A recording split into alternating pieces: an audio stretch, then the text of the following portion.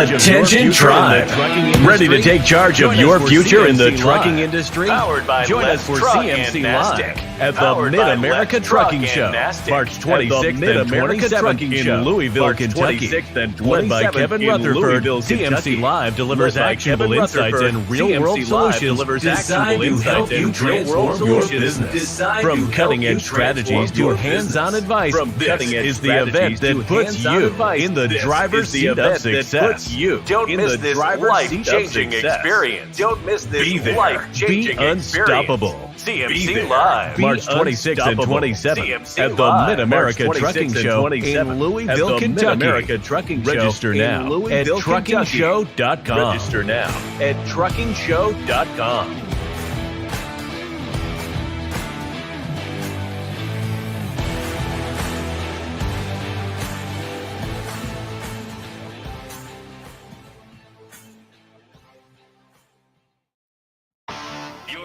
Your taxes, your truck, and your road to success in the trucking industry. This is Trucking Business and Beyond, the show that puts the money where it belongs, back in your pocket.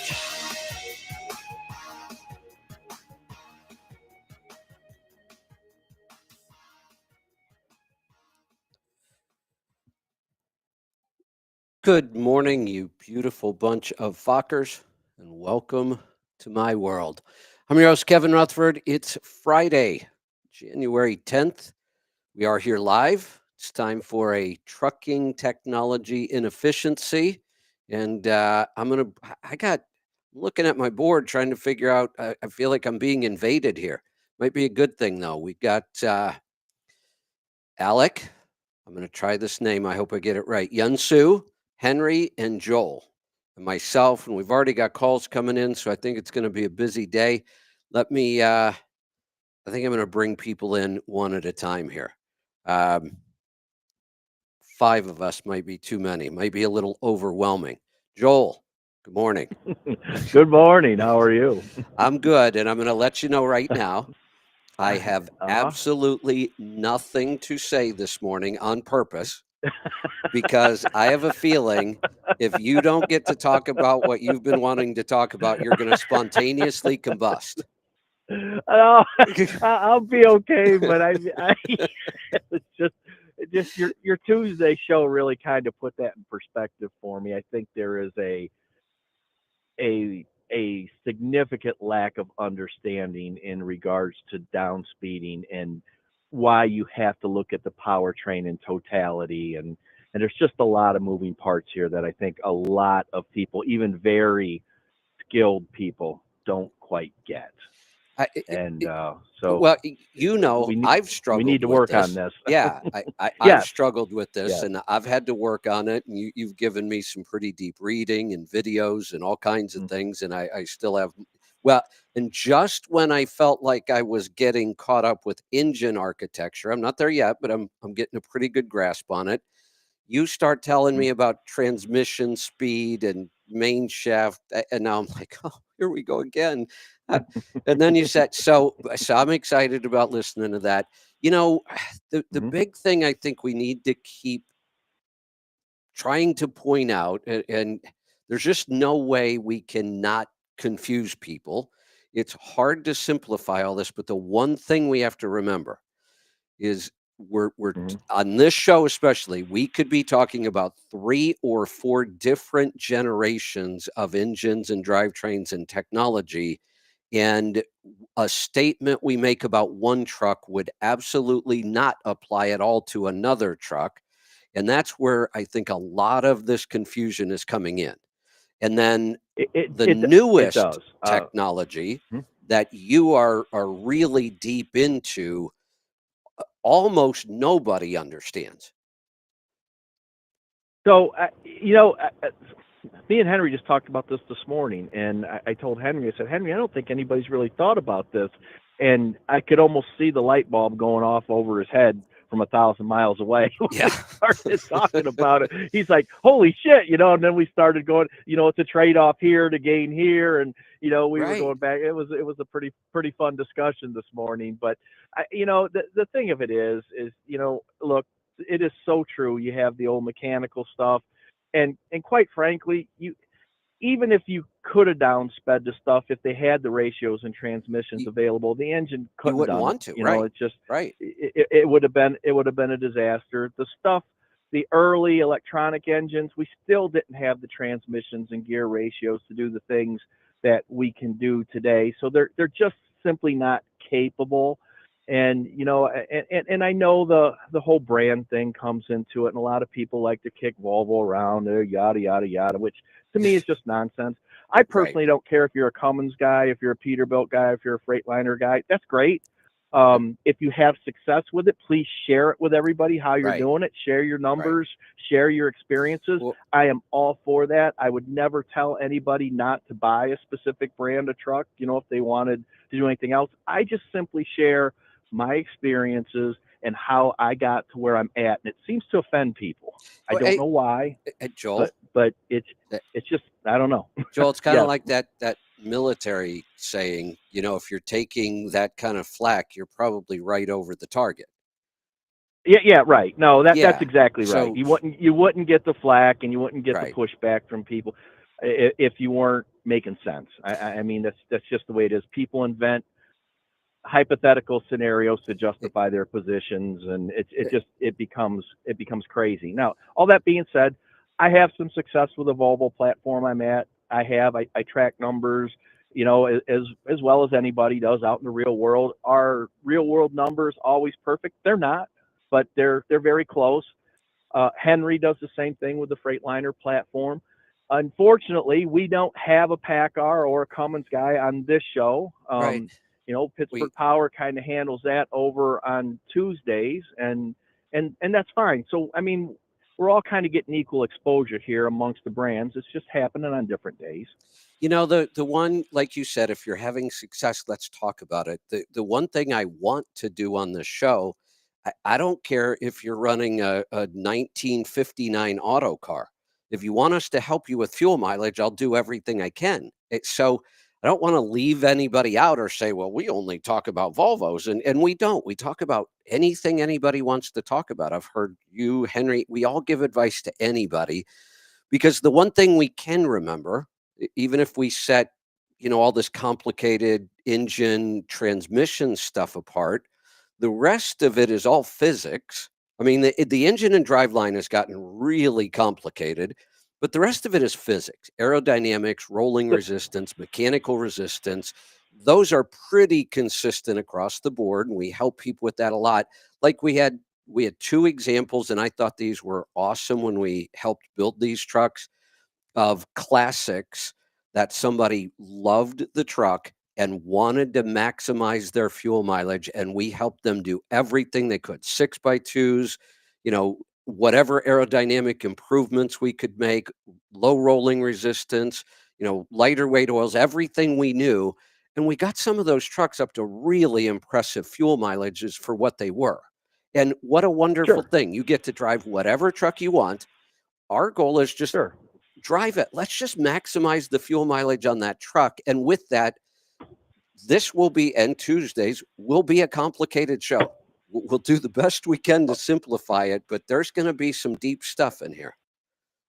Yeah, there's no doubt. And the other thing, I have ideas and concepts that I've been working on for decades now. And I am not a thin-skinned person. In fact, if you get a guy that's really knowledgeable and he wants to have a fairly civil debate about my ideas or concepts that I've applied, I have zero problem with that, because I generally will end up learning something, whether I agree with the guy or not. I'm going to take something away from that discussion. It's just when it turns stupid and we start throwing numbers around that we can't back up. And you know what I mean? Then it just gets stupid, and it's not doing anybody any good when we do that. So, I'm always trying to make sure that if I say something that I can back these things up. Now, today I'm going to throw some things out there that I'm working on gathering all the information. I've seen preliminary data. And by the way, I'm working not only with Volvo on this, but I'm also working with Dana, the axle people, on some of this stuff. And they're giving me some information, that I can look at that I won't be able to share, but I'll be able to look at it.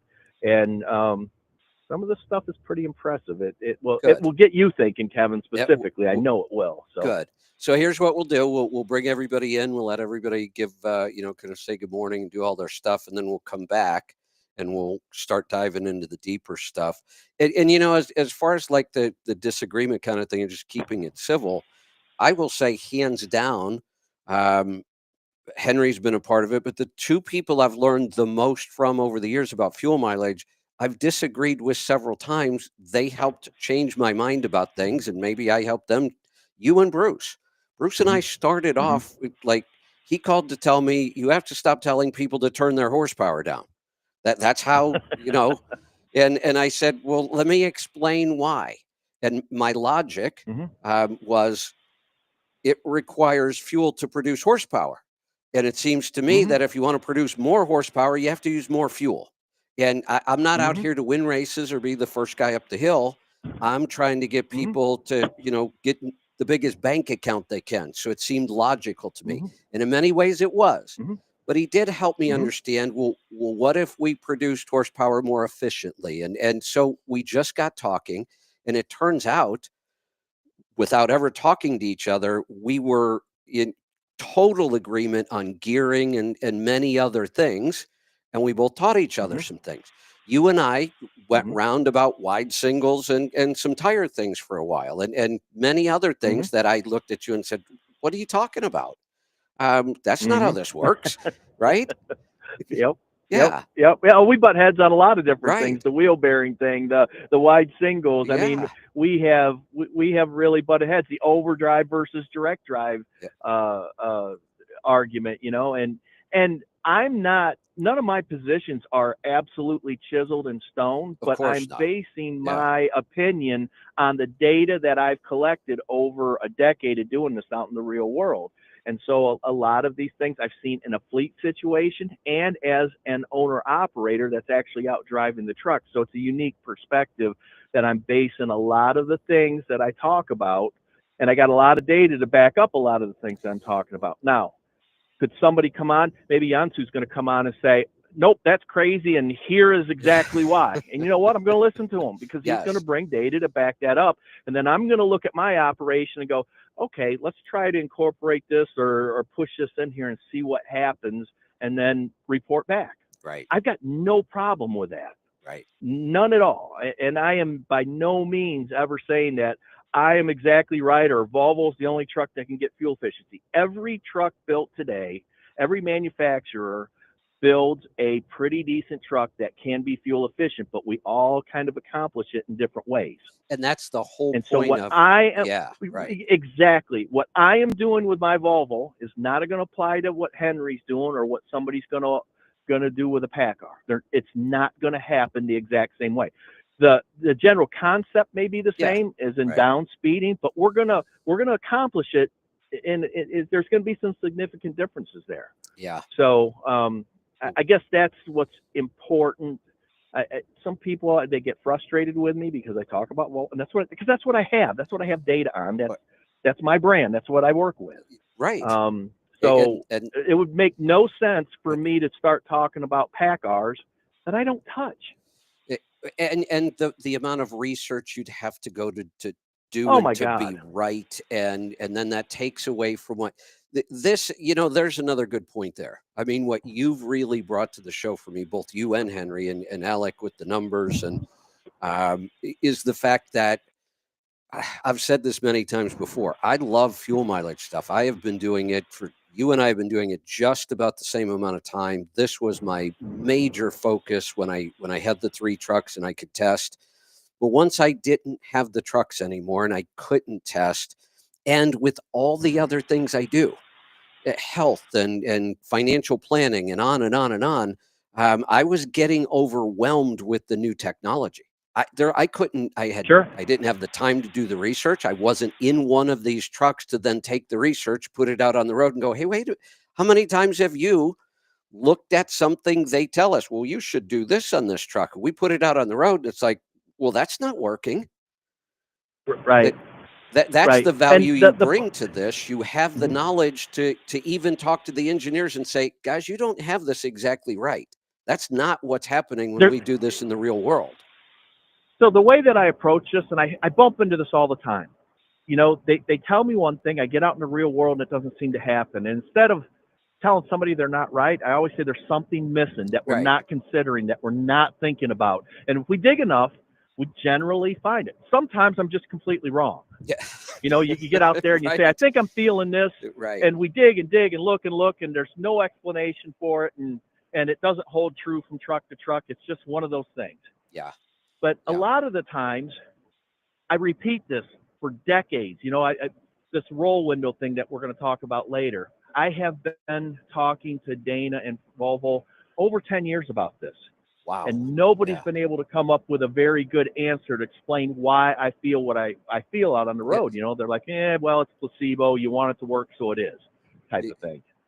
And so now I think we got answers for some of this stuff, and it's pretty exciting because I've had to live with the placebo effect for way too long, and I was relatively certain of what I was seeing, and so now it's kind of interesting to start to be able to put to answer some of the questions. One final thing, quick, and I'll let you get to everybody else. When you buy a Volvo, just because it says Volvo does not mean that it's going to get 20 miles to the gallon. It doesn't mean that it's going to get 5 miles to the gallon. The specs matter, and here's what I'm going to tell everybody.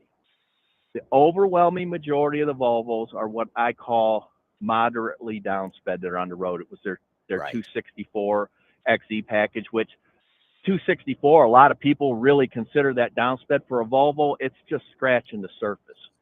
Right. Not many people are into the new iTorques yet. There's not a lot of them out there. The sales or the take rate has been very strong initially, but there's not a lot of them out there. So when people throw around fuel mileage numbers, you have to understand, what are we talking about? A VGT truck or a TC truck? Are we talking about an XE, a high torque, or an iTorque? They're all different. Yeah. They get significantly different fuel economies, and that is super important when you're going to have a fuel mileage discussion. Which one are we talking about here? That was what I was getting frustrated about on Tuesday.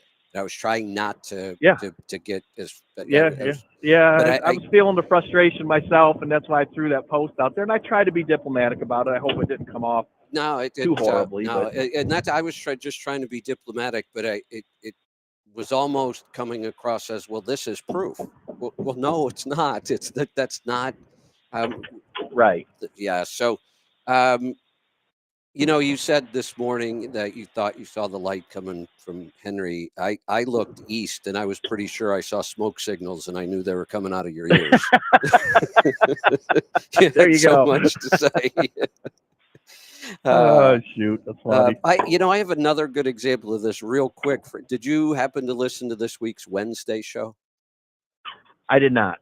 So you might, it's an interesting show to listen to. It was a good show, but it was one of those things when I brought this guest on, I knew we were going to have a lot of kind of tough discussions. And I even set it up front, you know, to her and the whole audience. I said, look, we're going to have some fun with this, and we're going to learn. But already there's a lot of things in this book. She's an author. She wrote a book, a cookbook. And I said that a lot of things that I just disagree with, but we're going to talk about them because we're going to learn something. Yeah. And in the beginning, I said, look, I know you're a PhD and you get good results with what you do. And I'm all about results. So it's not that I want to argue in real deep kind of stuff here. But let's talk about some things that, you know, the audience is going to learn from. And we got to a point, we had been going back and forth on a couple of things, and we were agreeing on the fact of somehow apples are like different. And I've talked about this. I don't know why. If I eat an apple every day, remember that saying, an apple a day keeps the doctor. I'm like, And even though I don't eat a lot of fruit, I like fruit. And if I'm going to eat it, it's like an apple makes me feel better somehow. And I've said it for years. And she had this thing about, eating an apple, I think it was every day or whatever it was. And I said, well, here's one we can agree on. And then she said, yes, and they help lower cholesterol. And I said, stop. Just stop. He said, we got to talk about that because we're in agreement, but you tell me why lowering cholesterol would be a good thing. And she kind of hesitated, and I thought she was going to have like a real quick response and an answer. And she didn't. She kind of hesitated. And my whole thing about everybody, you're talking to somebody, they're trying to give you advice or convince you of something. When they make a statement, just ask them why. So you understand where they're coming from. I expected her to have an answer. And she really didn't. So I think we kind of moved on to something again, just a little. And within like 3 more sentences, she used the phrase lower cholesterol again. And I said, okay, we're going to have to flesh this out because I can't move forward until we do. So I said, first off, without getting deep into all the cholesterol stuff, we can if you want. I said, but here's what I want you to explain to me. I said, I'm not a PhD, but I have a rough grasp of pretty basic math. I said, if you're talking about lowering total cholesterol and you haven't specified, and so I assume you are, I said, can you explain to me mathematically why we would take a number that is made up of 3 other numbers, and one of those numbers we all agree we want it to be higher, one of those numbers we all agree we want it to be lower, and the third one, very, very few people understand. But how do you take those 3 numbers, add them together, and come up with a total number that makes sense? It doesn't. And she said, you're right. I don't know why we do that. That's pretty awesome. Yeah. Look, if I can get my HDL up to 120, which would be incredible, my total score is going up. But that would not be a bad thing. So this total number, we should throw it away. It's just stupid to even have that number. And it's really, it makes no sense to talk about lowering that number. So with that, I am going to I think Alex is coming back in. Something shifted on the board. I was going to go in order. Alec. I'm going to bring Alec in. I think he's there now. Alec? Yep. Yes, good morning. Good morning. We've missed you. Yeah. Have you been hiding in the closet crunching numbers? No, actually, I will be, though, very soon. I've been driving at really crazy hours, like,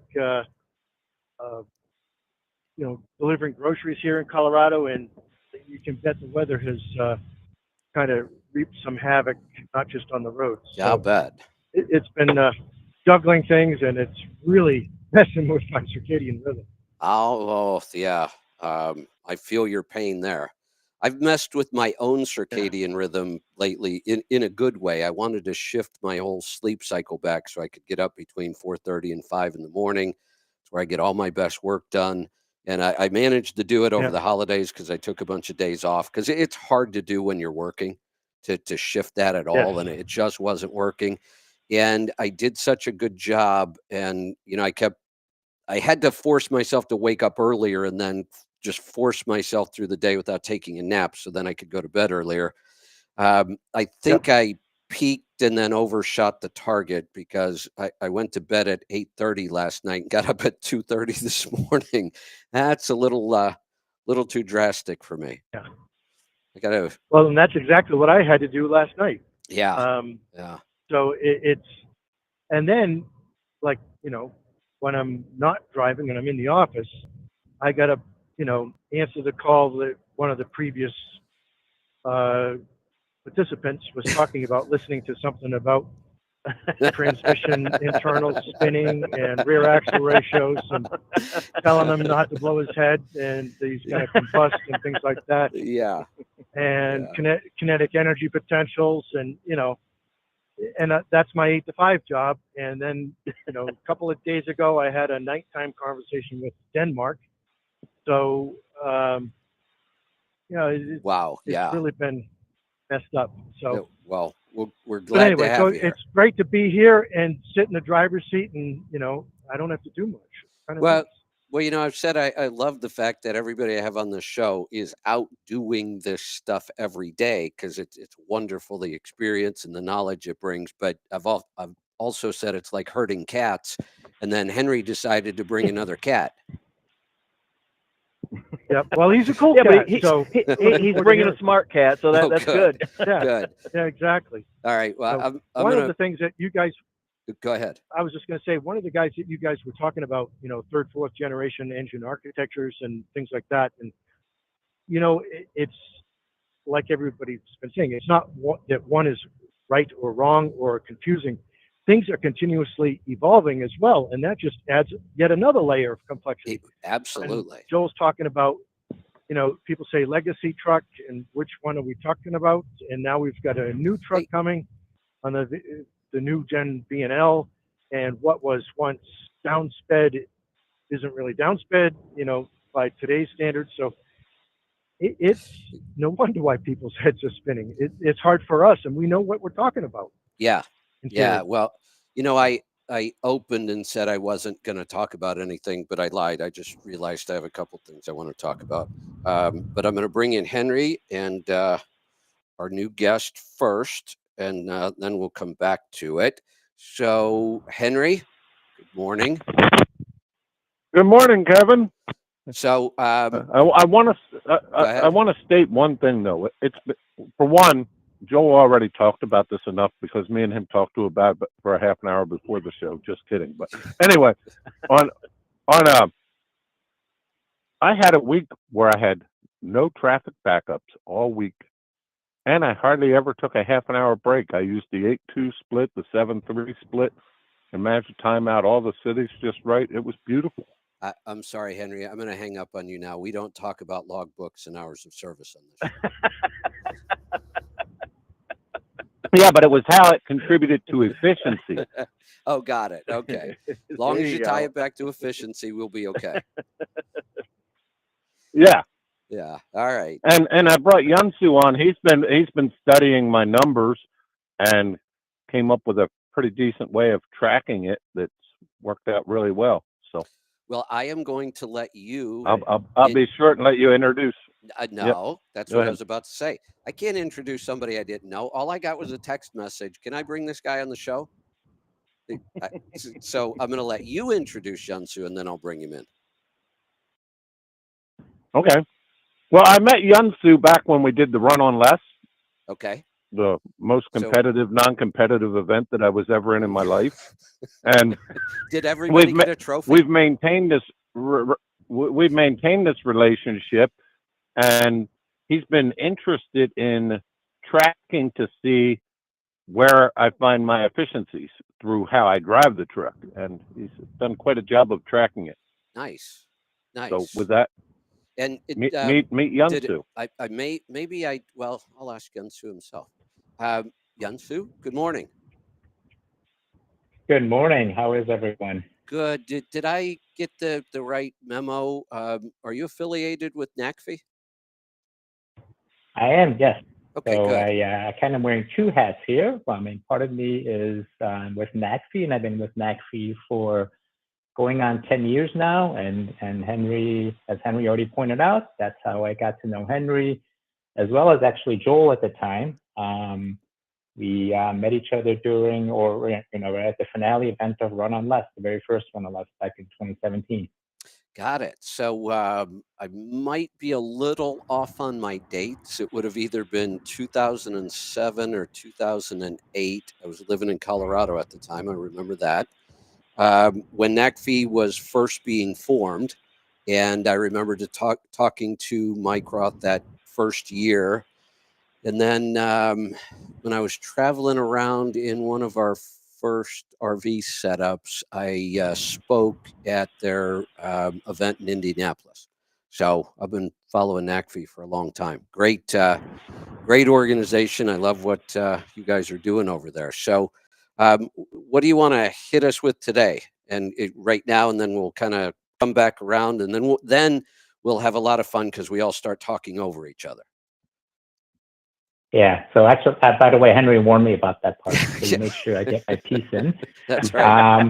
But first of all, I'll start out by saying I already love the tone of this conversation, right? Good. Because I obviously know Joel. I've never met Alec in person, but we've talked on the phone as well. And then as Henry pointed out, we talk to each other. We've been talking to each other for years and probably talk pretty much almost every day, I'd say, at least on the days that he's running.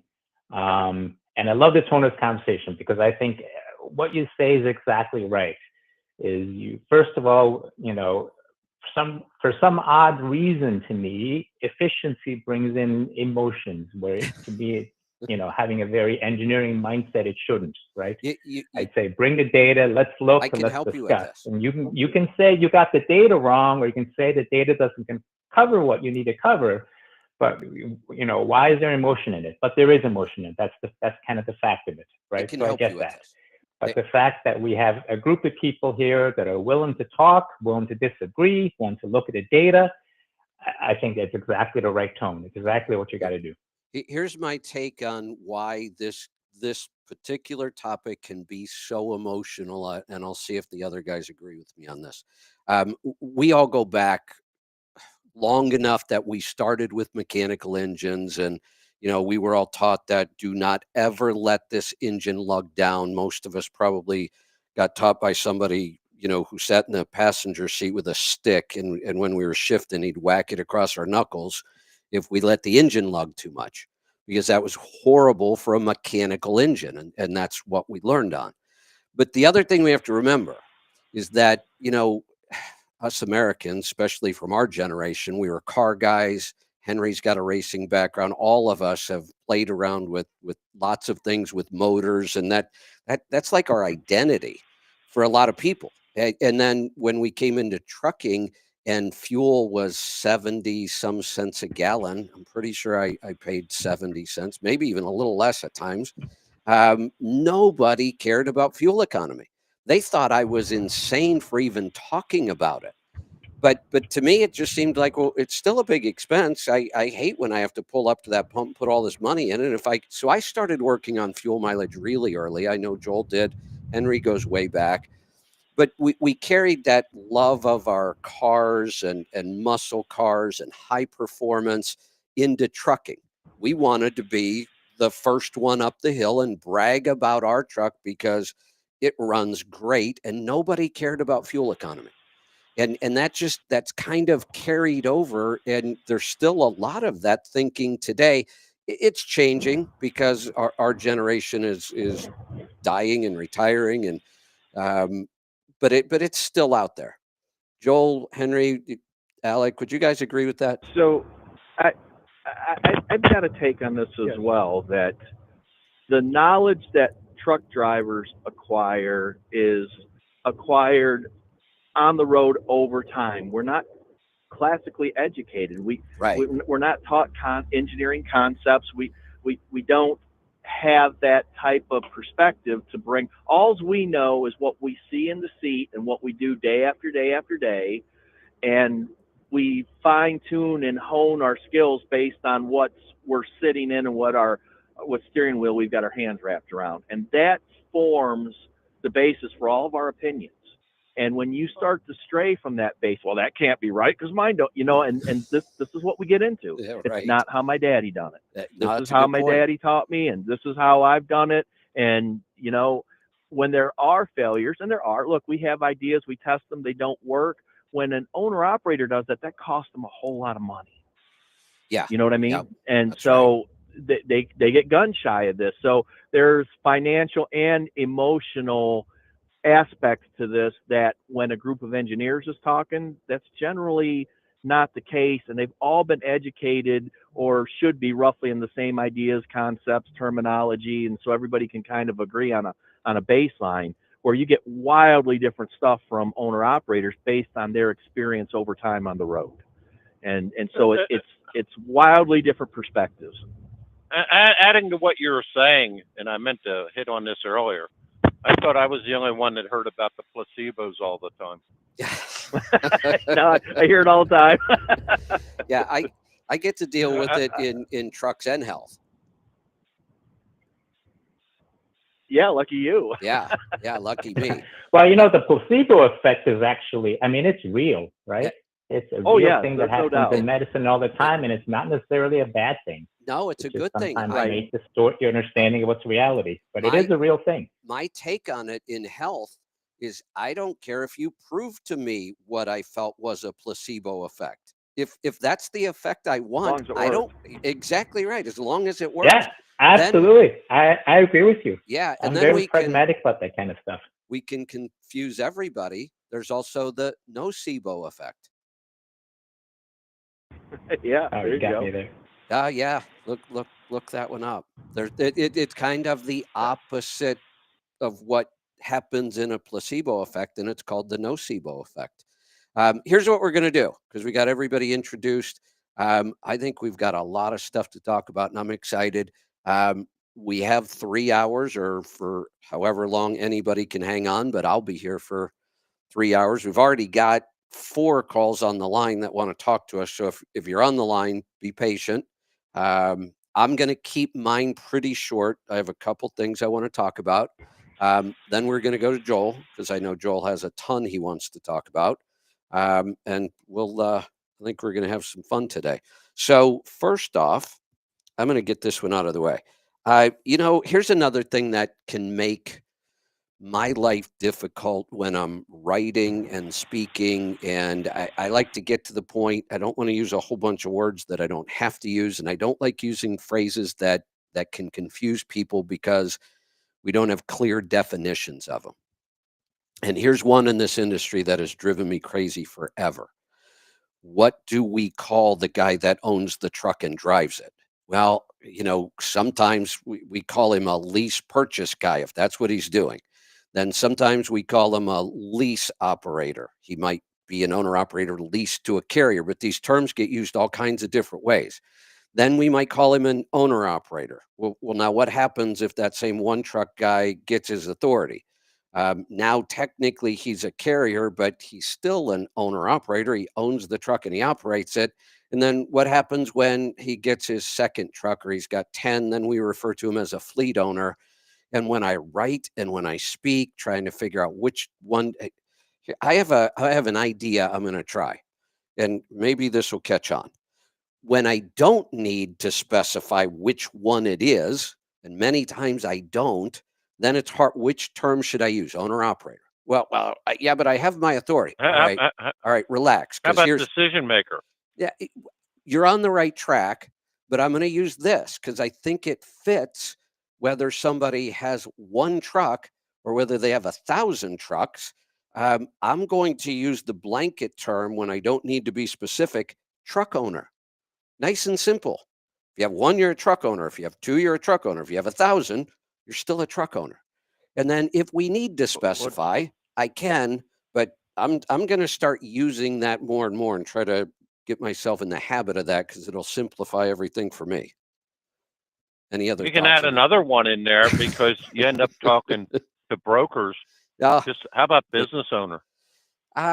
Yeah, I can deal with the broker stuff. I'm going to go with truck owner. Stop arguing with me, Henry. All right. Well, that's what we're supposed to do. We all agreed. Why would we have a truck owner, business owner? He's specifying that his business isn't trucking. So right. Let's keep it simple. Yeah, that was my whole point here. We're going to keep it simple. We'll see how it works. One quick question for you, Joel, because I'm being asked this on social media, and I have no idea where this even comes from. Somebody's video. Is there a Volvo that's not CARB compliant? Do you know what this is all about? Well, there are. It's CARB 24, and the new model, the newest model, will not have the CARB 24 option right away. They're going to continue to build the legacy VNL, is my understanding, with a Carb 24 compliant engine in it that has the upgraded emission system to meet Carb compliant moving forward. So I saw that video. I do not believe the gentleman was right at all. In fact, Volvo made an announcement that they're Carb 24 compliant back in July, and that engine is available. Now, it will not be TC. There's some issues with TC pulling a lot of heat out of the after treatment system to work, and they needed more heat in there. So it is a VGT, but it does have a little more advanced after treatment system. And the horsepower and torque ratings are going to look a little foreign to a Volvo owner. It's like a 455, 1650. So that's going to require some thought on gearing, and it will not end up the same type of gearing that you see in Purple Haze 1 or 2. It will not be iTorque gearing in that truck, because of what needs to happen in order to meet the Carb 24 standards at this point. Hey, in case you guys aren't aware, we've simplified all of that here in Oregon. If it has an internal combustion engine, you can't sell it anymore. There you go. That makes it easy, right? Henry, can you help me with this? Freightliner, the last time I checked, they were headquartered in Portland, and they are not going to accept orders for internal combustion engines in Oregon anymore. Is that really true? I haven't heard the whole lowdown on that. Oh, boy. Unbelievable. That, from what I understand, you can't order a Freightliner truck in Oregon now. That's what I read this week as well. Yeah. Well, I keep wanting to have an external combustion engine. Yeah. I think we talked about steam engines once. Yep. Yeah, Joel was going to spontaneously combust. Yeah, that's right. All right, now here's my last thing. It's almost always you guys bringing new stuff to the show and educating me. I'm going to see if I can educate you guys on something. Has anybody on the call heard of MGPS? No. Negative. Nobody. Ha. No. I got one. I just heard this. I'm working with a new company on some technology that may, I know it's a big statement, but may revolutionize what we do here at Let's Truck. And you guys are going to be really interested. And I lied again. I'm going to talk about that a little more because I want you guys to start thinking about it. But here's what MGPS is. It doesn't use satellites.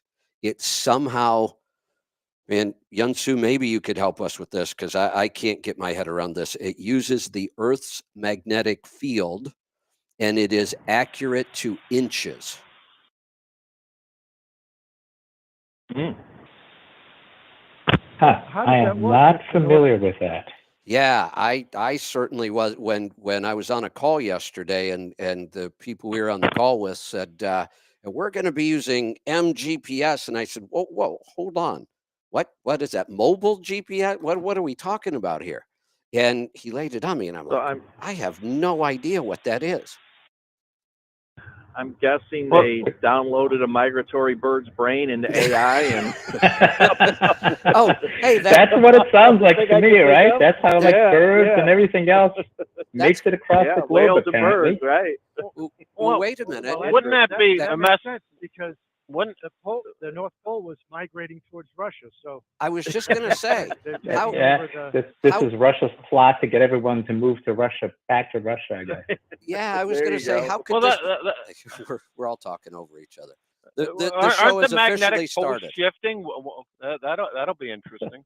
Well, that's what I'm wondering. How, if the North Pole moved like 21 miles in the last couple of years, how can this be accurate down to inches? So obviously I don't understand it. Well, they didn't specify how many inches. It could be 10,000 inches for all we know, right? That sounds like this guy's trailer I saw. He had it marked 52 foot, 12 inches. There you go. Inches are important. I don't know why I thought I wouldn't have stuff to talk about on this show, because I actually have something pretty big I want to talk about. And this show is perfect because everybody on this call, I think your head's going to start thinking about a lot of stuff if I can explain this right. Does everybody remember what it was like 2018, I think, where you couldn't turn on a radio or a TV or go online without somebody saying blockchain? Yep. And then it kind of disappeared. Yeah. And as far as I know, there's probably a bunch of other stuff out there I'm just not aware of. But as far as I know, I think the only really and it's not even every day for most people, but crypto runs on blockchain, from what I understand, because I could really care less about crypto these days. I've never really cared about it. Maybe I will in the future. But I think crypto runs on blockchain. And then other than that, we just stopped hearing about blockchain. Well, I've been doing a deep dive into the blockchain part of it over the last week because this company contacted me kind of out of the blue on X and said, we have some, and it's not just technology. They are a startup, but they're already in business generating revenue. And their market is small carriers and owner operators with some really, really new technology that is just incredible. And it runs on blockchain. The reason, and I started looking, there's a whole bunch of new startups and a whole bunch of new products and ideas and services that are running on this kind of technology, but they are all new startups. It's like within the last 6 months, probably. And now these companies are actually out doing business. So they approached me. They started to explain it to me. And first off, I said, hold on, I got to get Aaron, our IT guy, on this call so he gets this and I can start to understand it. So here, I'm just going to do a quick, the way I had to try to understand what blockchain was. We all know, Alec, Yunsu, you guys will love this. Data is king. I mean, everybody's figuring out what are we going to do with all this data where we can collect it. It's different formats. We've got ugly data. We've got dirty data. If we want programs to talk to each other, we deal with this all the time because we have multiple software programs and apps that we've written. You have to use APIs. It's expensive to sit down and work with the company to write an API so everything talks together. So we don't do it that often unless it's really important. The best way I can explain why this is going to be a big change is because blockchain originally was really expensive to set up. Once it's set up, it's incredible, but it was really difficult to build these blockchains that worked. And what has changed that now is AI. So from what I can gather, and I didn't want to get too deep into the technical part of it, I just want to know the practical applications.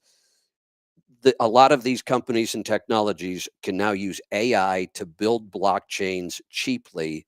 And this data exchange becomes as simple as like putting Legos together. So your data, Joel, wherever you're getting your data from or whatever data you've collected, becomes a Lego block. Mm-hmm.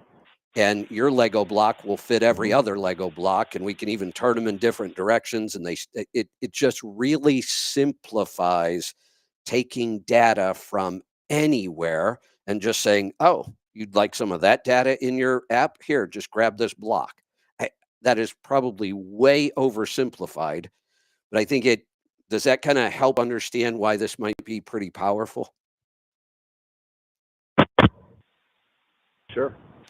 So anytime you can easily exchange data, yeah, absolutely. So here's our the whole first idea, as you said, using AI, right, kind of makes that whole blockchain concept, I guess, practical. Right. That's what it seems to me like changed everything was AI. And now they can use AI to quickly and cheaply build blockchains.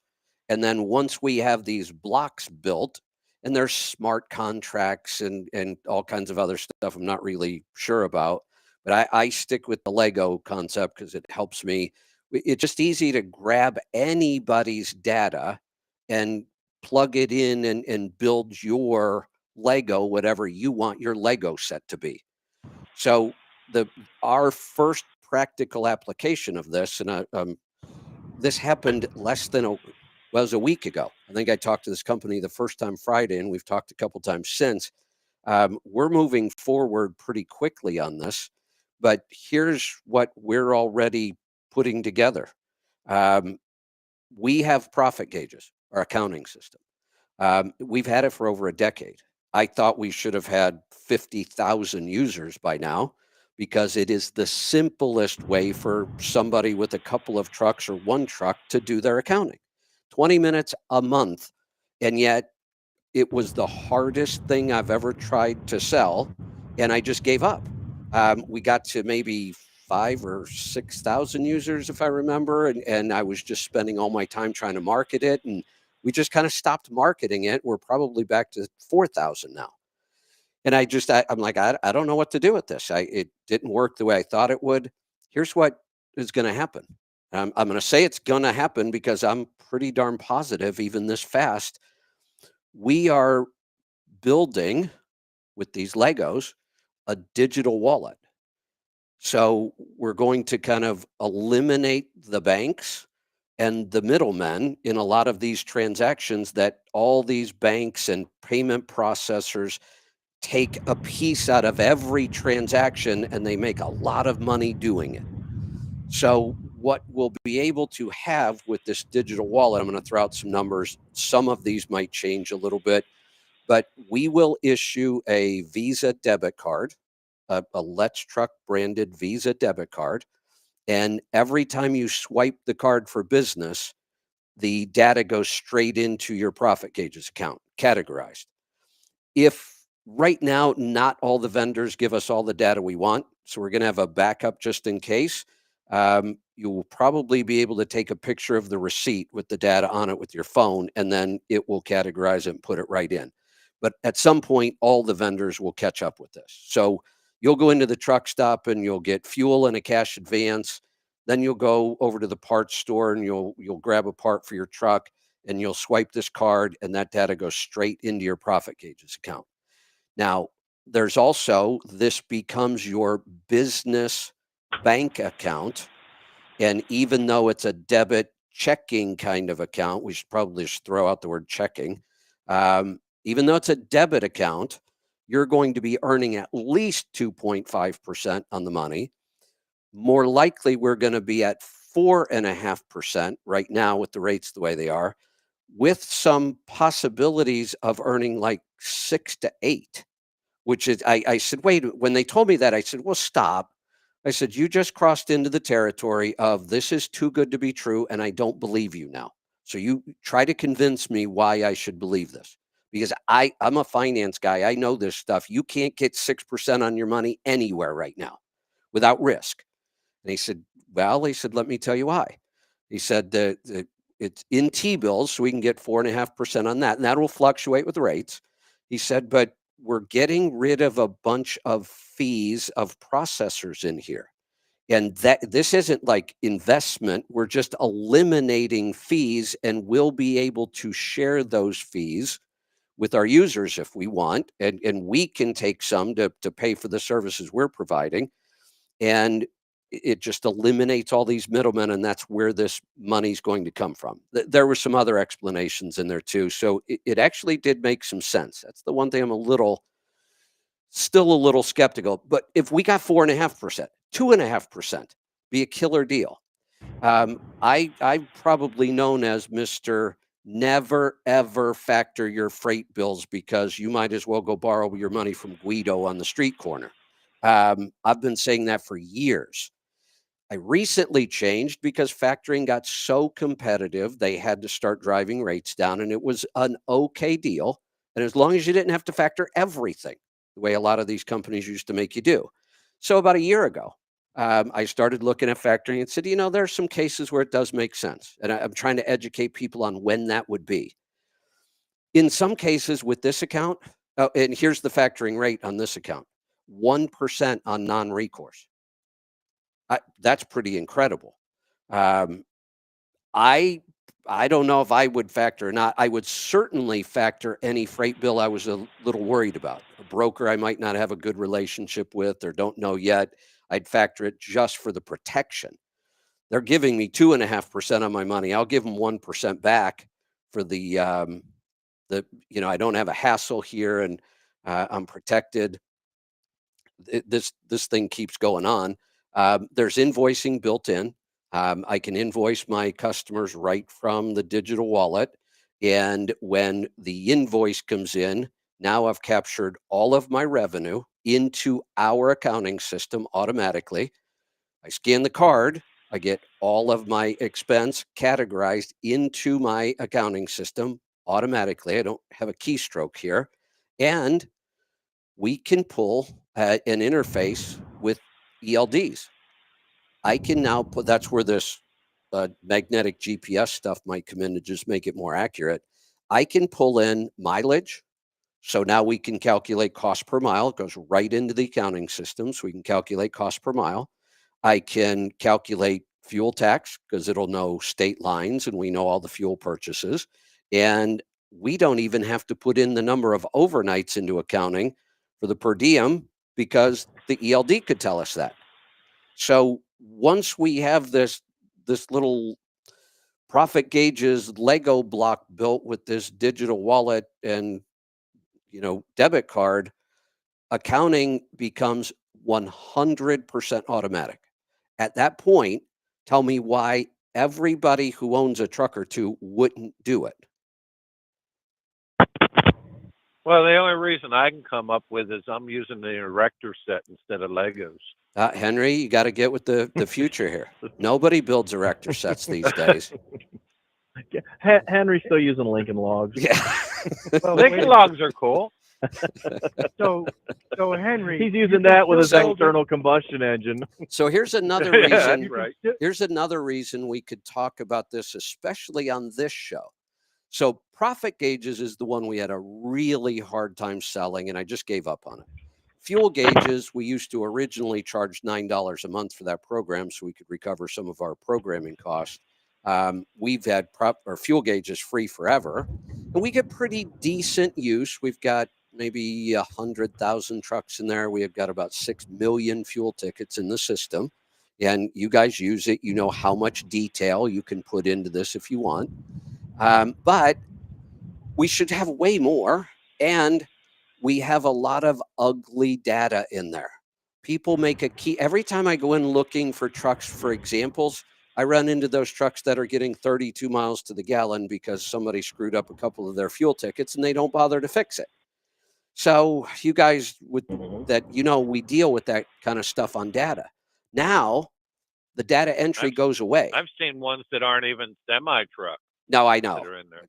Well, we allowed pickup trucks, and Lisa actually tracks her Sprinter van in there, which is fine. We could separate categories, and we can, here's what's good on Sprinter vans for all I care. I love that, but it's just ugly data. And it's too expensive for us to try to clean it up. And I keep saying we're going to make that a project. But now all of a sudden, your data, your fuel mileage data becomes very, very accurate. If we're using GPS, even today's GPS is more accurate than your odometer.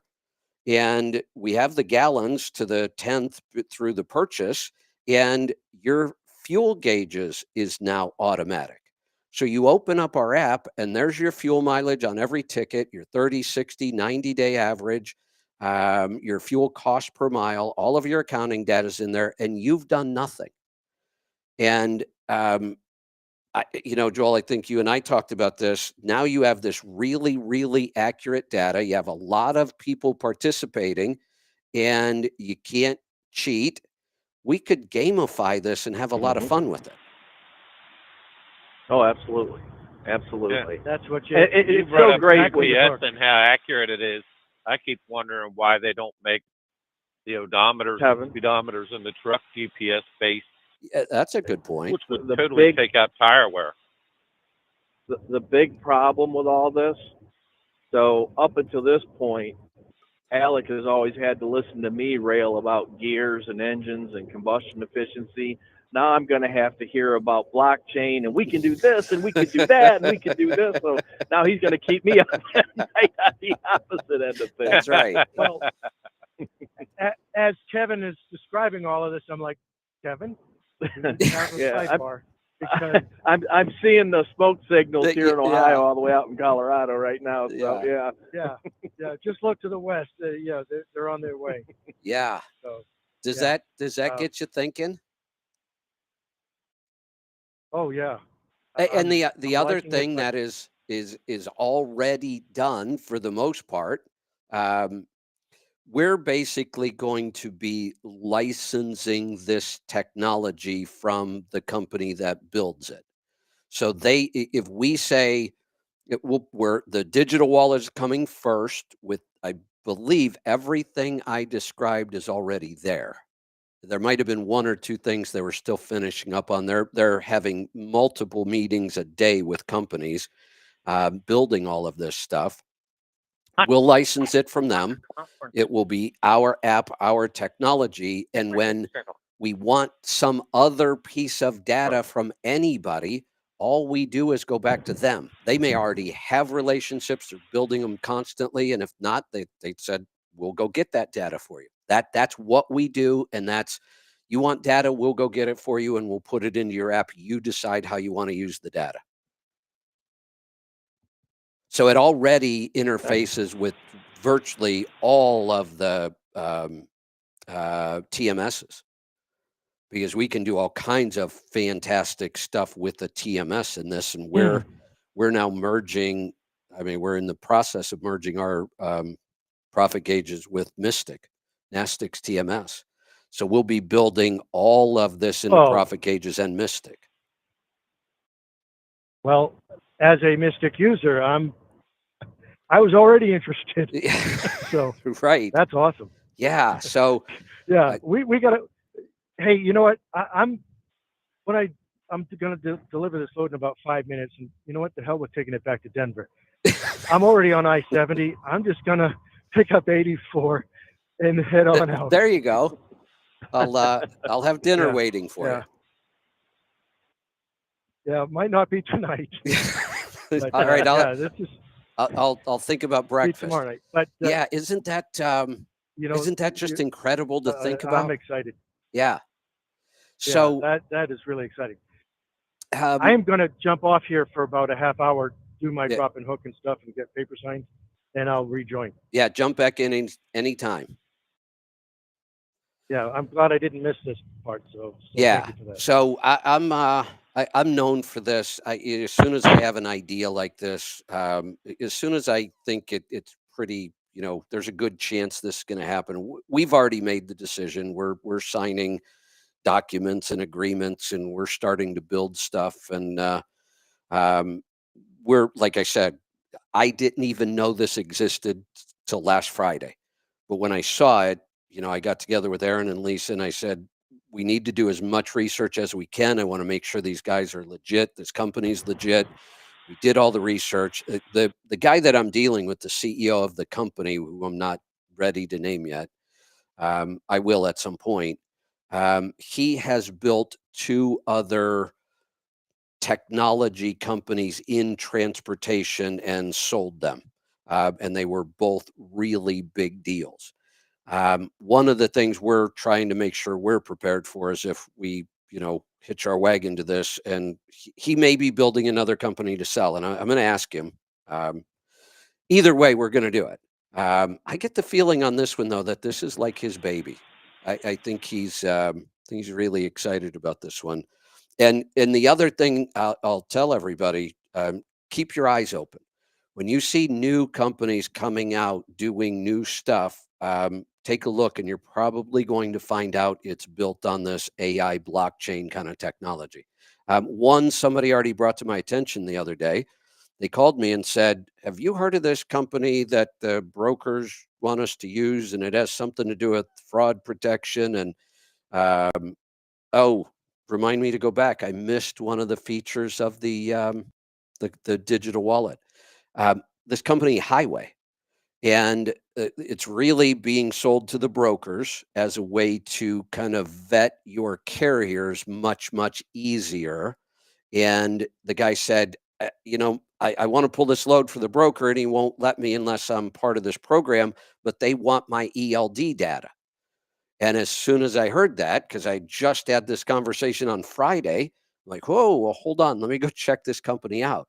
I'm almost positive that's exactly what they're doing. They're building a fraud protection Lego block out of this technology, and they want the ELD data. And my take on this is, look, first of all, who cares about your ELD data? Nobody is hacking it. There's no reason for anybody to go after your ELD data. And the other thing, these things seem to be really, really secure. So I think we're already going to see companies in transportation. That's all I'm focused on. But you think about this kind of technology, it could change our whole world. I'm going to make a crazy, wild prediction, and I don't normally make predictions because I hate to be wrong. I think this could be bigger than the internet itself, as far as how much of an impact it has on what we're doing. Here's another feature I forgot about in the digital wallet. Something we've been trying to do for a while. We tried to do it with TIA. We kind of have it with NASTIC, but it's very, very old school the way it's being handled. Part of the digital wallet is we'll be able to build private networks between brokers and carriers, and all the transactions are going to run through the digital wallet. We will have all the freight fraud protection, and we'll have a bunch of other cool things in there for that. Nice. Yeah, so I think you can tell I'm a little excited about this one. Yeah, pretty awesome. All right. Well, Joel, yeah, Kevin, I mean, anytime you're talking about automatic data collection and not having to do anything at all to get reliable data, that certainly catches my attention, because I mean, you know, the number one rule of getting someone to do something is make it easy, right? That's it. And when you bring it down to the level of easy of you don't have to do anything, that's usually where you need to be practically these days, it seems. Yeah, and like I said, the other thing, data streams are virtually impossible. Right. And with our data, you know, our fuel gauges and even our profit gauges, we're dealing with people who don't like doing paperwork. I know, I was there. I don't really like doing paperwork. I'm not a numbers guy as much as people think I am. I just realized how important it is for me to do things well. So I've kind of forced myself. But we have to deal with the errors, the human errors that just keep messing up our data so much that it's really expensive to try to fix it. And this eliminates all that too. Now we're getting this really accurate data that my mind's going crazy on what we could do with all the fuel mileage data. So Yunsu, if you haven't seen our app, it really started off as a pretty simple, you know, here's a calculation. You put in this many gallons and you drove this many miles, and here's your fuel mileage. And then we do 30, 60, 90 lifetime averages. We could pick a date range and do that.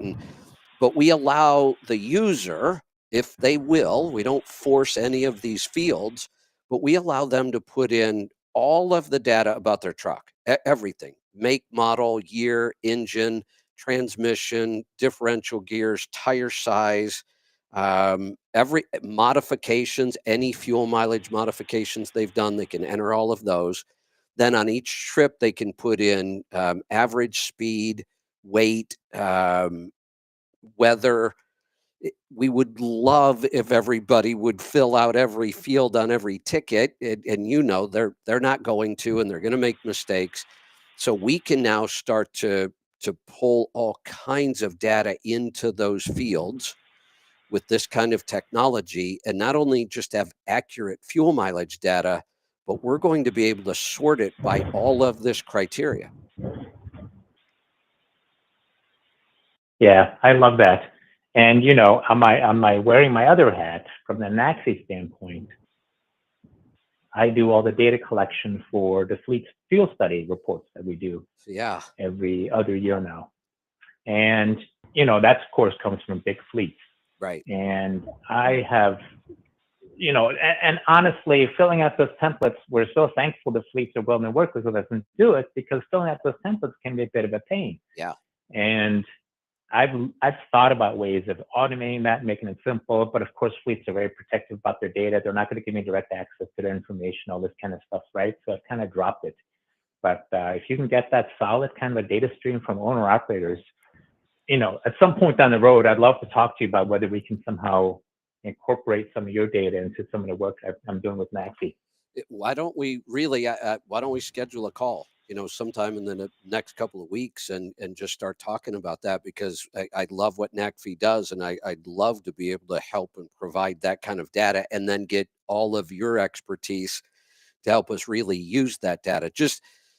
Just in our system alone now, I think we have about 6 million fuel tickets, and I think we had 1,500 to 2,000 a day. And that's where people have to manually enter it, and we don't charge for the fuel gauges. We have no plans on charging for it. I could see where we could be getting to 5,000 fuel tickets a day or more. There's a lot of owner operators out there, and all of them now could become our potential market. They do need to give up a little bit of access to data, but I'll convince them. This is data that nobody else really wants. Nobody's trying to hack you to get this stuff. In many ways, it can be anonymous. I don't, in our app, I don't care if you put in a fake name. You can use our profit gauges software and put in, we don't ask for social security numbers or any of that stuff. And we're not going to. We're not interested in, trying to market a bunch of stuff to people through data. We are interested in the data and what we can do with it. Yeah, I love it, Kevin. I'd be happy to talk to you anytime you're ready. Perfect. Good. All right. Joel. On that, go ahead. What's been pretty cool is how Yunsu's been tracking my numbers and efficiency and speeds and use of time and everything else that is pretty much an automated system as it may be, even though it's not that automated from Yunsu's side, but he's my Alec. Yeah. Hey, let me make one more prediction that a lot of people that I know listen to this show, or it might make them worry, and they might want to be thinking about this. And I'll give you the history on this. I think it was 1990. I had about 11 trucks. My brother and I had combined our trucks, and I think we had 11 trucks, and we had a service truck that was running around doing truck washes and oil changes for us, because our trucks were scattered all over the place. It was an ugly operation. And freight was tough, and I decided I needed to figure out this whole freight brokerage thing. And back in 1990, there were not very many freight brokers around yet. But I found this guy that was starting this little freight broker school, and I signed up for it, and we went out to Wisconsin. And what it was you spent a week in his office watching them work and making coffee and answering phones. And he taught you about freight brokers. When no phones were ringing, he'd start telling us stuff. And we even went out on a sales call with him. And I sat down with him because I was really into technology then. I was already on the internet and social media in the late 80s. And I had booked my ticket out to Wisconsin on the internet in 1990 on a system called Easy Saber. And it was actually the system the travel agents were using at the time. And they had opened it up to the public. And I said, hey, this whole internet thing. And he's like, yeah. He said, I know I'm teaching people how to be a freight broker. He said, but I can see it's not going to be long before the internet might just replace us. It's already looking like it's going to replace travel agents, and we're just kind of travel agents for freight. Well, he couldn't have been more wrong. Freight brokerages are still growing. And I went through that phase for about 3 years where every week I would get a phone call or an email, and somebody would promise me they were going to become the Uber of freight, and they were going to put all the freight brokers out of business. And I'd say, no, you're not. You haven't solved the biggest problem, and that is you have got to make this so drop dead simple for the shipper, and you can't do that. No, we got shippers on board. No, you don't. We do. I said, okay, call me in 6 months and tell me what your business is doing. And nobody ever called me back. And then Uber got into freight, and the Uber of freight couldn't even do it. They just became a broker with more technology. But if anything could do it, I don't see why this couldn't. I don't see why the somebody isn't going to build a system that just grabs the shipper data without anybody in between. I'm sure there are freight brokers listening, and if they have some ideas why that's not going to happen, I'd love to hear from them. So I'm not saying I'm right about this. I'm just speculating on this one. If there was a technology that could do it, I think it would be this.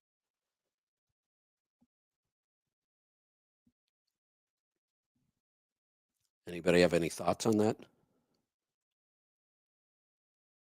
No, I kind of agree with you. I'm the whole blockchain, everything coming together, I think will do what the internet kind of failed at doing in terms of facilitating that automation inside the freight system with AI. Right. The internet by itself couldn't do it.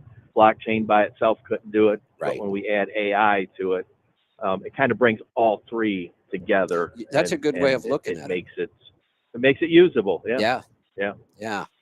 All right. I am. I'm going to sit back and take a break and shut up. And Joel, you get to ramble.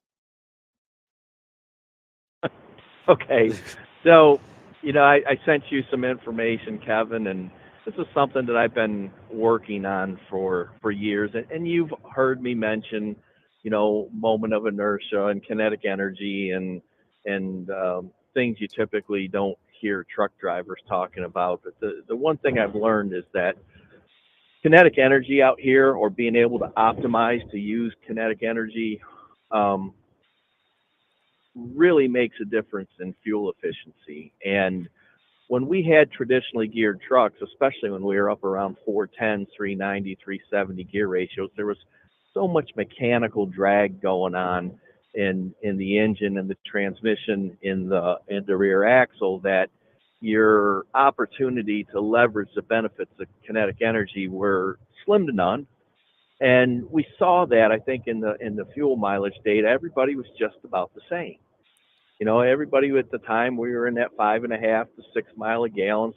And we were all running 55 too, way back when. So there was nobody really slowing down more than anybody else. And so we saw this very consistent fuel mileage. Then as the rear axle ratio started to numerically get lower or more aggressively downsped, and it really wasn't downsped. I think they called it gear fast, run slow back in the day. Right. The engine architecture wasn't quite there to handle that, and the transmission ratios weren't quite optimal to really bring it all together. But we did see some movement upward.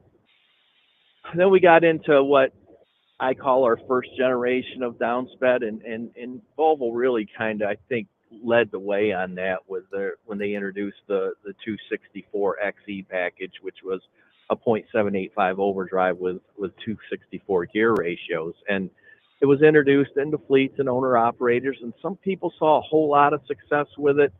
The people that kind of manage their time and speed, and the other people that were just running flat out like they always do didn't see a whole lot of movement. They saw some, but not a whole lot of movement. And part of this was due to the fact that we still only really had one gear available at highway speed, which was overdrive. 264 direct, anything over 60 mile an hour, and it just kind of blows you off the power curve. And it really wasn't ideal, but it was a step in the right direction. Engine technology and architecture got better, more efficient. And one of the things that I realized as I was working on a lot of testing, and I need to repeat this, I guess I was a direct drive guy for a lot of years. I bought into the idea that, well, direct drive is the most efficient way to do it, not realizing that I'm only talking about power transfer through the transmission and not looking at the entire powertrain holistically. And so I was kind of missing the big picture and focusing on one little aspect of the powertrain. And in order for me to put up really big fuel efficiency numbers, I really had to work at it as a driver, because it just wasn't a forgiving powertrain to drive. In direct drive, you have to really manage your speed and how you accelerate, and there's a lot of things you have to manage there. And we talk about watching the boost gauge all the time. Well, it's one of the things you have to do when you have a gear train that only has one gear available at highway speed, because typically you have a whole lot of horsepower on tap in that top gear, and you have to be very careful how you manage it or use it. You do that with the boost gauge. So it seemed like I was working a hell of a lot harder than what I really wanted to as a driver. And I kind of got the idea, well, let's push that axle ratio out. So we went from 264 to 247 to 231. And when I got to 231, initially I had it in direct drive, and then I got it in overdrive, and I could see the light bulb was going, what was going to happen here. I noticed that if I had 2 6x2 trucks that were identically spec'd, and I would do a roll down test from telephone pole to telephone pole, and one was a 308 and one was a 231, that 231 always rolled further when you kicked it into neutral, always, every single time. Yeah. And I'd go back and ask why that was, and nobody really, well, it shouldn't be, there's not that much difference, that's the kind of things you would hear. But then, as the turbo compound engine came into being and we had a whole lot of power at very low RPM, it's like we got to be faster than 231 because we just have too much horsepower on tap, and then I have to babysit the boost gauge, which I don't like doing, and we need to gear the truck right so we don't have to babysit the boost gauge.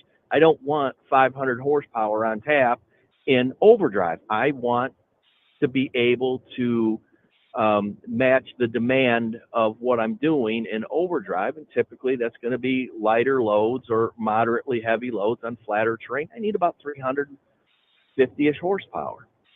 So we pushed it out to 216 in overdrive, and with a TC engine, that's what I get, about 355 horsepower at the speeds that 65 mile an hour, like 900 and some odd RPM.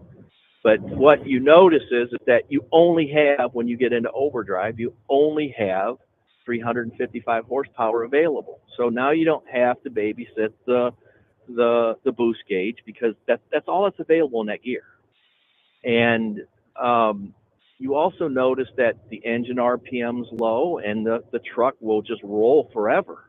And so you really start to optimize this kinetic energy. But I still was noticing that some trucks rolled better than others, and I really couldn't put my finger on what was happening.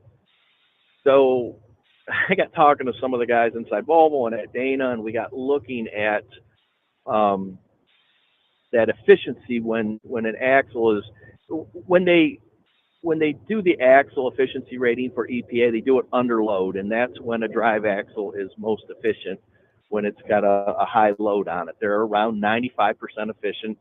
And some will say they're a little more, a little less, but they all stack up right on top of each other through all the major brands on the efficiency under load. When they're not under load, a high torque load, that efficiency drops in the axle itself, and there is a difference between manufacturers in that efficiency, but it drops a little. You lose some efficiency in the axle when you're not under load, but you're not under load, so you're not fueling it. You're not fueling the engine, and so it's how much efficiency drops. So what we discovered was the difference between a 336 rear axle ratio and a 216. There was about a 20% efficiency delta between the two. So the 216 was 20% more efficient in free roll conditions than that 336 was. So this really you really start to understand when you have a downsped powertrain, and I talk about leveraging the benefit of kinetic energy. This is a huge upside to it, that just the numeric ratio being lower, we're picking up some efficiencies to leverage that kinetic energy, that free roll or that roll window energy that we have. When the truck goes into eco roll, or even an unloaded, a no fueling condition where it's not an eco roll, but it's not putting any fuel to it, that truck's going to roll a lot further.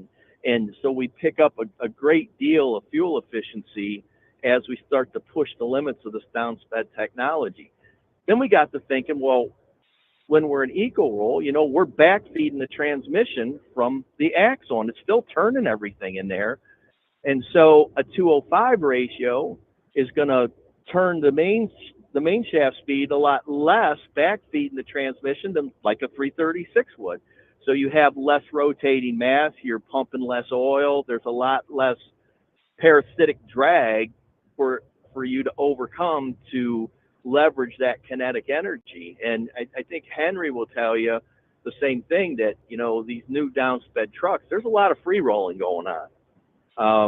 Way more than what you would expect. And so, you know, these are always things that we never think about, we never talk about. And, you know, when people are recommending gear ratios, a lot of times they're just simply thinking about the combustion efficiency or the sweet spot of the engine. And even if that sweet spot or that combustion efficiency moves off the bullseye a little bit, but you're lowering the RPM, the total reduction in drag and the pickup in kinetic energy most often will overweigh that small reduction in combustion efficiency that the engineers really like to focus on. You know, they're all about, well, you're not hitting the bullseye in combustion. I don't need to, because I'm going to make it up, because I'm looking at this powertrain holistically. I'm looking at kinetic energy. And Yun-Soo, maybe there's a way that you can calculate that, but everybody that I've ever talked to, the second you start to say kinetic energy in a truck, that, well, we got no way to track that, every road is different, and they're exactly right. So they just tend to throw that right out the window and don't even talk about it. But it's a huge part of fuel efficiency, is leveraging the benefit of kinetic energy. And the rear axle ratios that are so beneficial to drive the RPM down in the engine also allow us to leverage more kinetic energy as we're driving down the road. So, you know, you see some numbers thrown out there. They talk about a 2% efficiency gain. And me and Henry were talking about this. A 6x4 versus a 6x2, you know, they just measure the efficiency loss through the gear train, and it doesn't seem like it's all that big.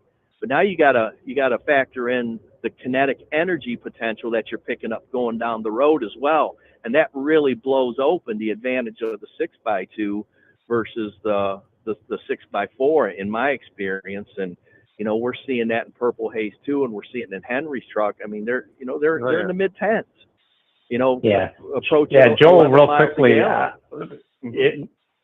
Joel, if you don't mind, let me jump in real quick, because I'm agreeing with it. You can't see me, but I'm sitting here nodding my head violently to what you're saying, because, you know, as a I should say former engineer, I haven't done actual engineering work in a long time here, but, you know, one of the challenges always, right, is that you're sitting here designing, but you can only design, you know, you can only do so much, keep so much in your head, and you can only design to certain conditions, right? And you're absolutely right. So the conditions you're often typically designing to are full load and maximum torque and all those kind of things. And the fact is that when even when you define a drive cycle, you only define so much of it, right? This is how far, this is how fast, these are some elevation and drops and things like that. But knowing exactly when the engine is truly under load versus just, you know, kind of coasting along. I mean, all those are things, are factors that are really, really, really hard to include in your model, because, as you say, every run and every drive is different, right? So, you know, that really comes to, that helps explain, and engineers understand this. They know their models aren't perfect. They're just models, right? Simplified pictures of what the real world's supposed to be looking like.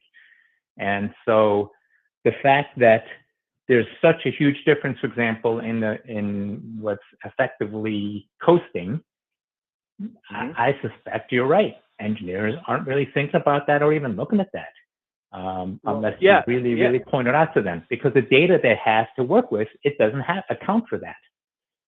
I think that's the huge difference between real world and, you know, what you might expect in an engineering study. So when a truck driver points that out to an engineer, it's not generally received well. And there's a lot of reasons for that. You know, there just is. But, you know, over the years, I've been able to develop a lot of relationships. But this is a point that I have worked on for about 15 years, that I'm just now finally starting to get real engineers to look at and explore it with an open mind. And they're going, holy shit. we're missing the train here. Because everybody really cracked on me for the 14 speed. They're like, oh, Jesus Christ, you don't need that. What's the point of that? It's too much. Well, you have to understand there's versatility and efficiency go hand in hand. And if you're not versatile over a wide range, your efficiency, even though you may be extremely efficient in direct drive, it's limited. And it won't adapt to loads and to terrain. And there's a lot of efficiency you're going to miss, even though at 62.6 mile an hour on a 1% grade with 80,000 pounds, that direct drive may be the most efficient, but it's only going to be the most efficient a small percentage of the time. So you really have to take this holistic look that everybody just seems to miss, and it drives me nuts because, and Henry, I know you have to feel the frustration too. We've been doing this enough to know, and a lot of times it's hard for us to put it into lingo that the engineers are going to take serious, because let's face it, a lot of these guys are in a corporate kind of structure. They've spent a lot of times advancing their career up the corporate ladder, and they don't want to make a huge mistake and look dumb in front of everybody. They just don't, Right. and so you have that issue as well. And I think both Volvo and Freightliner, I'm not trying to blow our own horns here, but they've got a unique situation with me and Henry where we've developed enough trust through working relationships with these engineers and field test engineers that will say something that may sound crazy off the wall, but they'll stop and think about it now. And it's been cool to watch the iTorque be developed off that, because I'll tell you, when I first wanted to push out the 2.16, I mean, I got rejected by everybody. No, that's crazy. There's no need for it. Why would you want to do that? And I really, really, really had to push it. In fact, they sent an engineer over from Sweden to come talk to me because they're thinking this guy's off his rocker. And I said, I'll talk to him if we can go for a ride. And we went for a ride out around Hagerstown, up and down the hills. And he come back and he's like, no, he's got it. This is spot on. And we have iTorque today. But it's something that I think when we get people that are used to traditional gearing, they don't think about kinetic energy. They don't think about how that adds to the fuel efficiency potential. And even when you get an old school driver into a new Freightliner or Volvo that have the downsped powertrains, a lot of times they're wanting to drop a gear because it doesn't feel right. And so they're missing a lot of the benefit, and it will throw the fuel efficiency numbers when you don't understand the concept and the ideas and the engineering behind what you're driving. So, I try to put out as much information in that regard as possible. And these rear axles and the ratios contribute to that efficiency. And even when we're in eco roll, we still have rotating mass. We've got oil pumping and things spinning. And that downsped technology or concept applies through the entire power, not just turning the engine at low RPMs. That's not the total, the total piece of pie, I guess. It's also that we're spinning the transmission main shaft lower. And so when you take, Kevin, like we have to talk all the time, take a DT12 or an I-shift with a single counter shaft and a planetary section in it instead of the traditional setup in the auxiliary, and you look at all the rotating mass in an 18-speed. Yeah. And it doesn't really have deep enough gears to leverage the benefits of downsped gearing, because you just can't do a 216 or a 205 with an 18-speed because you lose your startability, right? Yep. And even if you were super careful and you done it, you still got all this rotating mass that you have to deal with under no load situations. So you're not going to get the same kinetic energy utilization, and those numbers are never going to be as good. They're just not. There's just too many things going on there that. Joel, two things adding in on that. Mm-hmm. One, like a lot of people don't realize, they think of a 10-speed or whatever, it's a 5-speed with a splitter. The DT12 is a 3-speed transmission. Yes. The counter shaft on them, it's a single and it's real short. Right. Yeah. I could say same thing going on. Exactly. And the other part with the down speeding, you'd be surprised how many operations I got around where I almost look for it now, where the drivers have rigged up a bungee cord to hold the shifter down to make it stay one gear low all day long. Yeah. Yes, see it all the time. So, see all that kind of nonsense all the time. Absolutely. So let's think about this for a second. Absolutely. Based on all the factors, and even if we're splitting hairs here, would we say that for the most part, the 18 speed itself was probably the least efficient transmission? Well, Not here's really the thing. much. Not much more worse than the 13. And that I'm kind of here's maybe the we're thing. splitting hairs a little bit, but it go ahead. Essentially, it's the same transmission. Think about the concept that I talked about. There's efficiency, and then you have to have versatility with the efficiency. I was going to bring that now, up there's too. no doubt if Right. you use that 18 speed right, it's going to give you some versatility. But it is also hamstrung by the fact it doesn't have deep enough reduction to get the type of gearing that we want to see. And because I'm looking at 205, my next truck coming, it's going to start out as a 500 1850 with a 216. I'm going to run it through the break-in period, and then we're going to 500 1950 205. Well, and let's here's go what back. This does. Oh, go ahead. Here's what this does. When we stack this on top of each other, the 216 versus the 205, when we look at 65 mile an hour, I have the exact same horsepower and overdrive between the two, except at lower RPM with the 205. So I'm at 300 and I think I'm at 335 horsepower, right in that neighborhood. Then when I go to direct drive at 65, I have 427 horsepower at 65 in both trucks, but just lower RPM. So we're gaining a little efficiency there. We're a little bit lower RPM.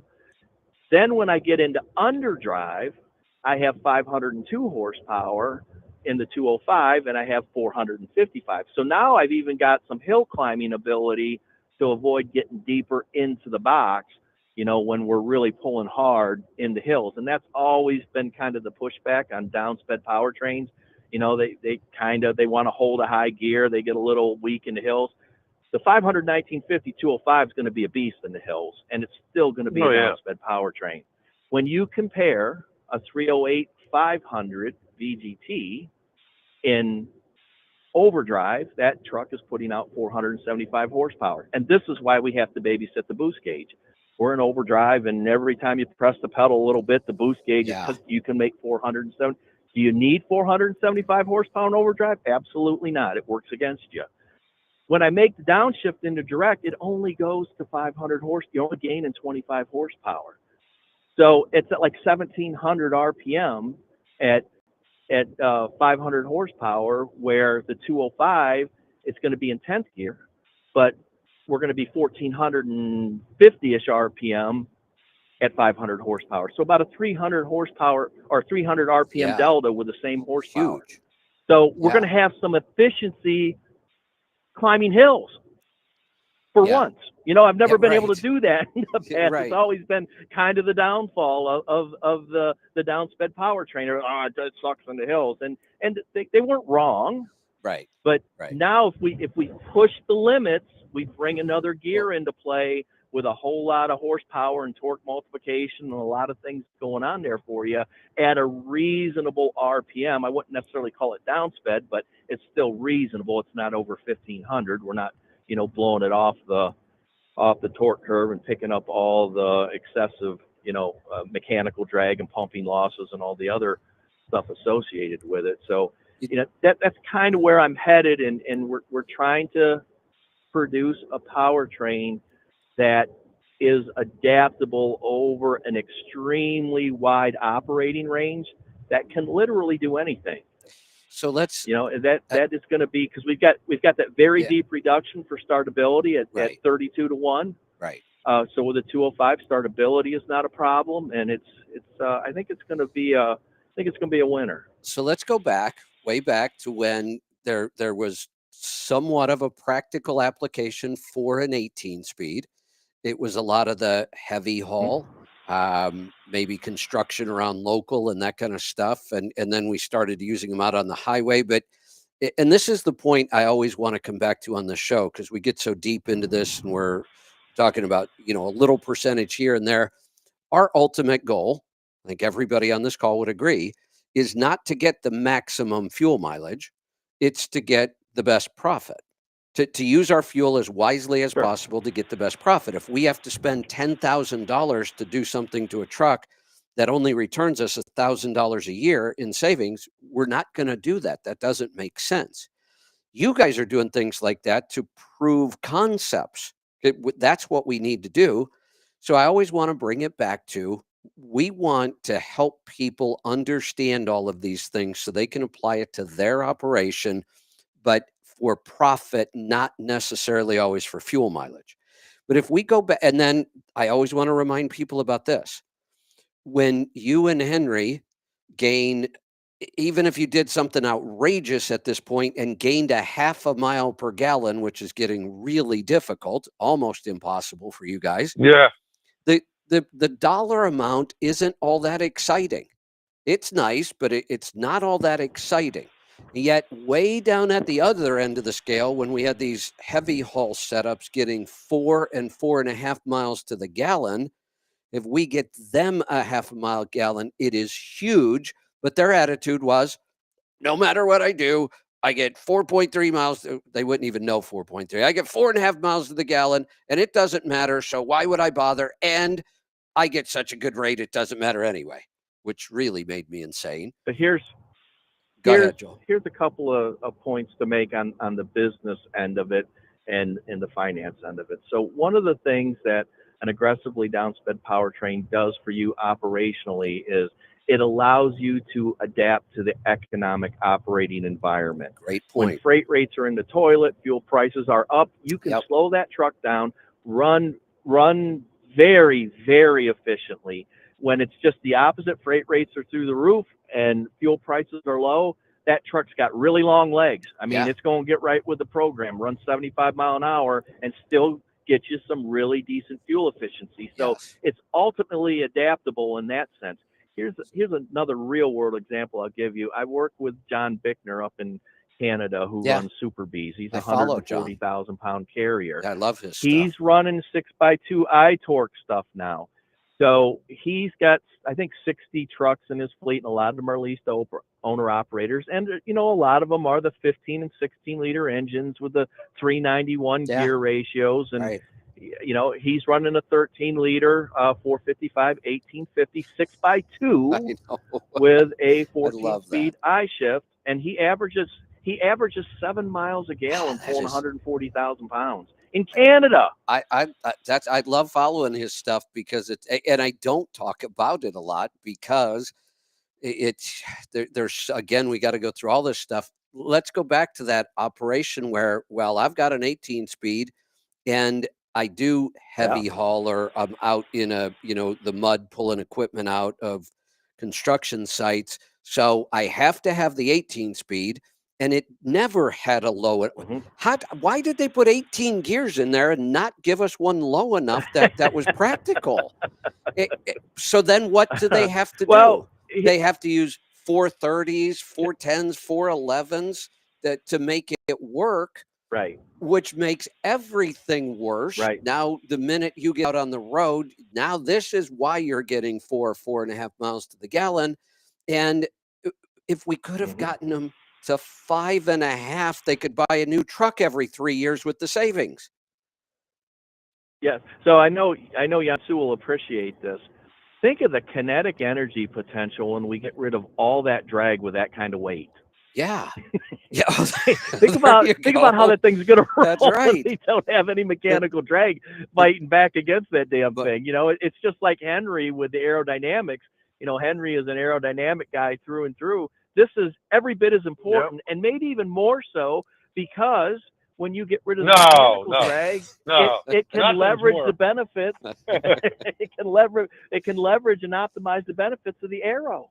Right. Because you just reduce the horsepower requirement. And if you have a deep enough overdrive that has low enough horsepower, you can kick that thing up into overdrive and let the aerodynamics, bring the full potential.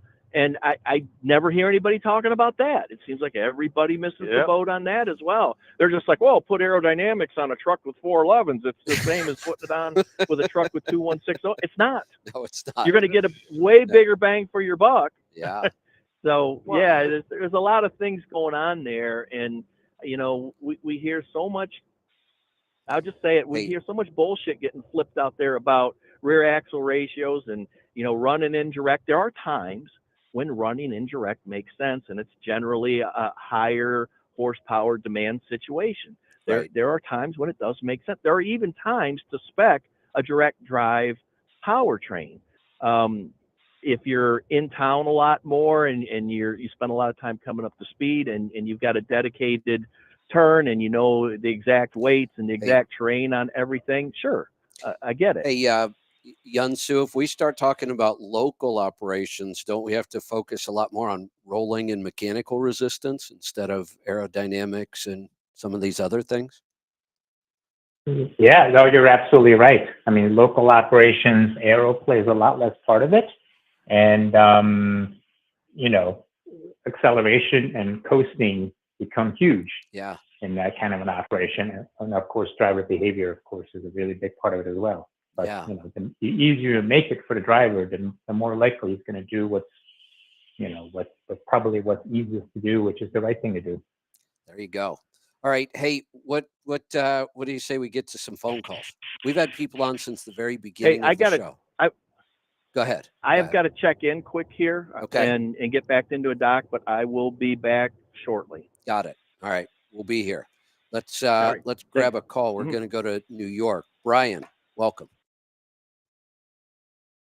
Holy cow, Kevin. Do I get an award or a free light balance or something? We'll think this. You get a trophy. How's that? Okay. All okay. Right. I'll be expecting it. Good. It's in the mail. I'm actually in Pittston, Pennsylvania now, but wow. I have a lot. Okay. I usually just lie and say I'm in Pennsylvania, even if I'm not. I know. I'm Brian from Pennsylvania, right? We actually used to have one of those. There was a guy that every time he called, he said he was Dan from Kansas, and he wasn't Dan, and he was never in Kansas. Oh man, I know. So I'm way behind on shows. I was listening to December 18th. You are behind. Did you tell Herschel you? I know. Did you tell Herschel you drink a half a bottle of light balance a day? No, I said there are times where I might. It was there. You got to get to the details. The details matter. Normally, I do maybe 4 capfuls a day. But there are times, and the point I was trying to make, it wasn't really that I drink a half a bottle of it, but that you could, and it wouldn't hurt anything. Oh, okay. That was really I know you just steal it from the warehouse, but I was like, wow, that's expensive. That's a $20 bottle. you would be surprised. But it's a joke. It's not even a joke around here. It's serious. I'm not allowed to have keys to the warehouse. They won't let me. There's cameras because I have to request the products I want.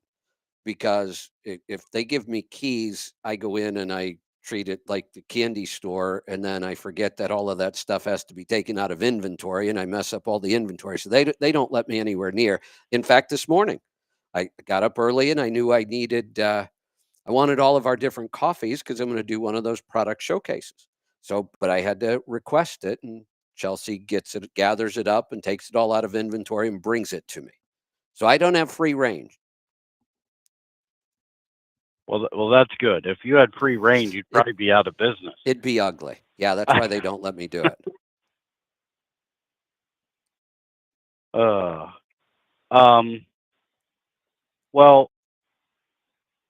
I guess we'll hit the 2 health questions. So the reason I'm behind on shows is we went away for the holidays. We were in El Salvador, and everyone always insists that when we come back, we got to take these anti-parasitics, right? And I brought mine in the truck, so my wife thought that I took it, but I'm not so sure what your opinion is, and I have it here in front of me. I could tell you what it is if that matters, but should I just not bother taking anything if I don't have any symptoms, or should I take something like ivermectin instead, or what do you think? I'm starting to think there are some people now that are pushing. They believe ivermectin should be an over-the-counter drug. It's so safe, and I'm to the point where if you think you are exposed or going to be exposed, there's almost no downside to just starting some ivermectin. Okay. And then All if right. if Uh, if with the ivermectin on board, you started noticing some symptoms, I'd probably throw in the hydroxychloroquine. okay. But I think that if All right. you've been around and you've been exposed, I think using the ivermectin as a preventative would be a good idea. The thing about ivermectin and hydroxychloroquine both, they have to be administered early. At some point, once there's enough of a viral load, they're going to be just about worthless because their whole point is to stop the replication. Once there's enough there that you're really feeling symptoms and you've had them for days, this is how I don't want to get, no, I do want to get political on this. People need to know that how this all went down. This is how they were able to produce these test reports that said ivermectin was worthless, does nothing. Remember all those? We've tested it. We can show you the data. Well, this is how easy it is to screw up testing. Yunsu, you'll get this. All they did was they just waited till the person was in their like 5th or 6th day of symptoms and then gave them the ivermectin and the hydroxychloroquine, and they knew it wasn't going to work, but they could actually produce a fairly accurate report based on what they did and say, look, it doesn't work. So the sooner you get those on board, the better. So if you've got it on board and you're exposed to the virus can't even begin to replicate. Okay. Yeah, I don't have any symptoms. That's just something they usually do as for anti-parasite preventative, because you don't know what's in the water, that kind of thing. But Right. um, And it works the same I way feel on fine. all these goofy viruses we got floating around. It stops them from replicating. Right. So and it's safe Right. enough that there's no real side effects. I mean, all drugs have some side effects. All of them are going to mess with our gut microbiome a little bit.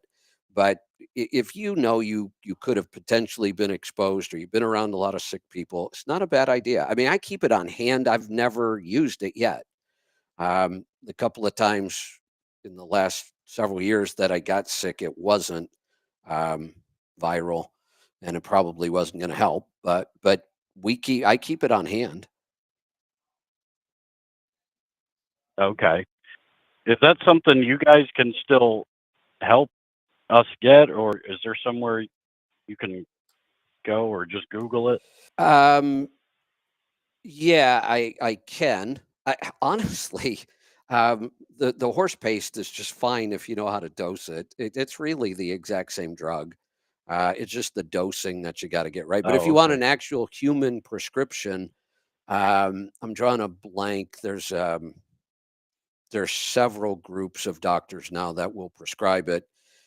Believe it or not, you might run into problems with the pharmacy not filling it. Isn't that crazy? I've got a Yeah. doctor coming on the 16th. I think it's the 16th. Who is this? This has been her whole thing. She's been fighting to get the vaccines taken off the market.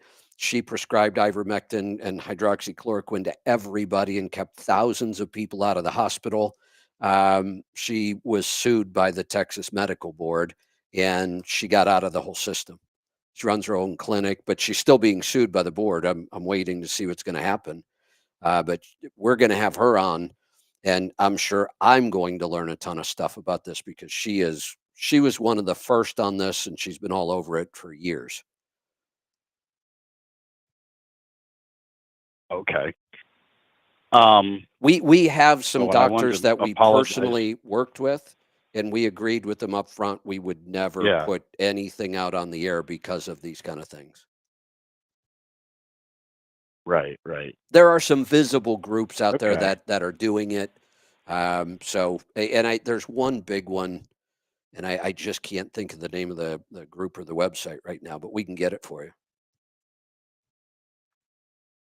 Okay. Yeah, and I wanted to apologize for calling in with such non-geeky Friday topics. I actually thought it was Thursday when I called.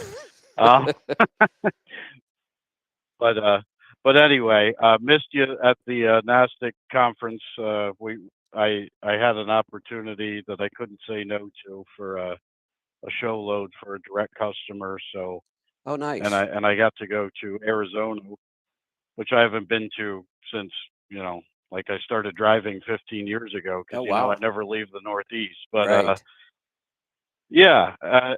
but it was a great trip. I got to see Chad and Phoenix.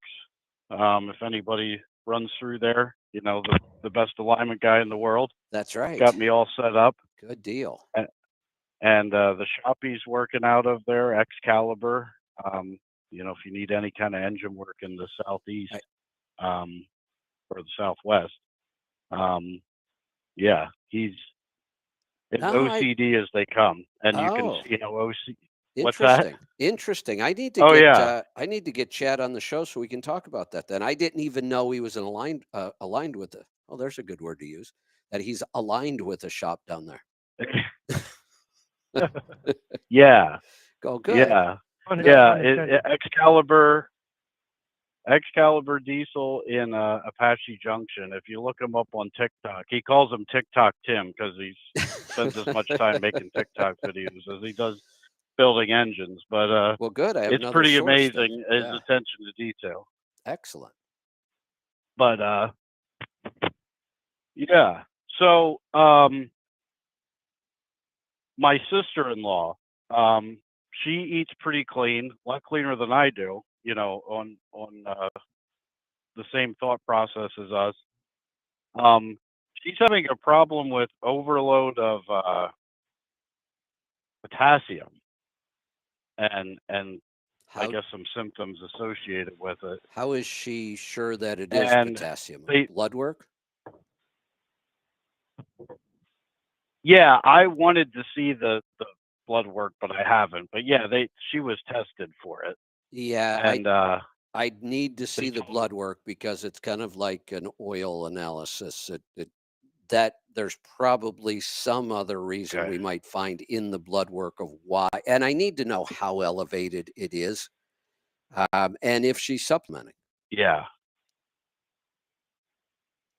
She's not supplementing. Okay. But they told her to avoid salt, and I was like, well, that doesn't make any sense. That's a bad idea. Holy cow. Yeah, if you can get me the blood work, I'll take a quick look at it and we could do something on the air. And if it's deeper than that, we could do a coaching call. Okay.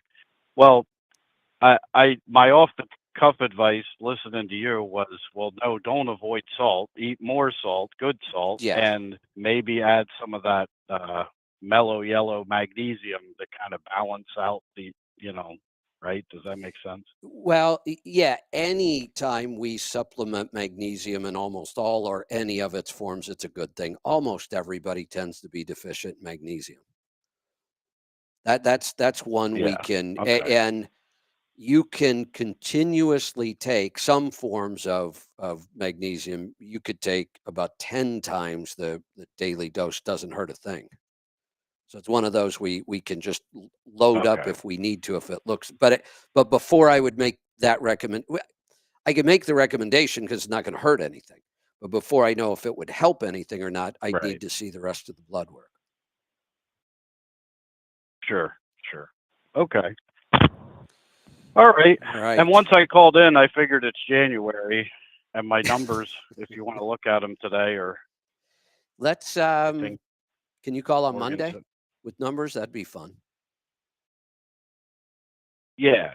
Let's do that on Monday. Yeah, I'll let you get to another call. Perfect. Okay. Thanks for being patient. Have a good one. All right, you too. I thought you were really going to have to give him an award when you said about giving him a trophy, because I thought he was holding since your health call. Now he was on an hour and 40-some minutes. Travis is coming up next. He's been on an hour and 53 minutes on hold. Hey, Yunsu, you like how I bounce back and forth from oil analysis on engines and blood work on bodies? Yeah, I think that's always fun. What's funny is that there are all these parallels. Right. It's just that I'm way out of depth on both of them. So. Yeah, there really are. Different is the color. Yeah, and I have to be very careful not to get the reports mixed up. If you guys ever hear me tell somebody when I'm reviewing their blood work that they're really low on base and they need to eat some Rolaids, send me a text, because I'm probably tired or something. There you go. Yeah. All right. Let's, speaking of Travis, let's get him in here. Wyoming. Travis, are you still in Wyoming? It's a pretty big state. You're probably still there. Well, I actually live in Wyoming, work out of Wyoming, but I'm in Illinois. Okay. You have been on hold a long time. You know, I know I-80 you can roll, but that's a little quick. You know, that's why I'm calling my fuel mileage is so bad for making it that far. Got it. Yeah, but did you do it on one fill up? No. Anyways, I got a quick question, two quick questions for you, and that's all I got today. Have you guys ever heard of the air tabs that they put down the side of your fairings and down the side of your trailer? Do they actually do any good? Travis? Yeah. When was the first time, if you can remember roughly, what year was the first time you heard my show? Well, I actually am a new listener. I just good. started listening to it about 6 months ago. Good. You'll be very pleased to know that I was working with the air tabs in probably 2008 or 9, and I've worked with them ever since. Okay. And here's one of the things I can tell you about this. We could argue all day long about fuel mileage. You're not going to see big numbers. This isn't, in fact, many times the number's small enough, we can't measure it. There's enough research to know it's there. I have a trailer that I bought about that time way back then, a little utility trailer we were first pulling our show stuff with. I threw air tubs on that, and I could feel the difference on that. On a tractor, you're not gonna, the numbers just aren't big enough sometimes. But there are a couple other things. We had people, and we've shown this over and over and over. You get better visibility in your mirrors in the rain. It knocks the spray down and actually allows you to see better back. So we know it's having an effect on the airflow.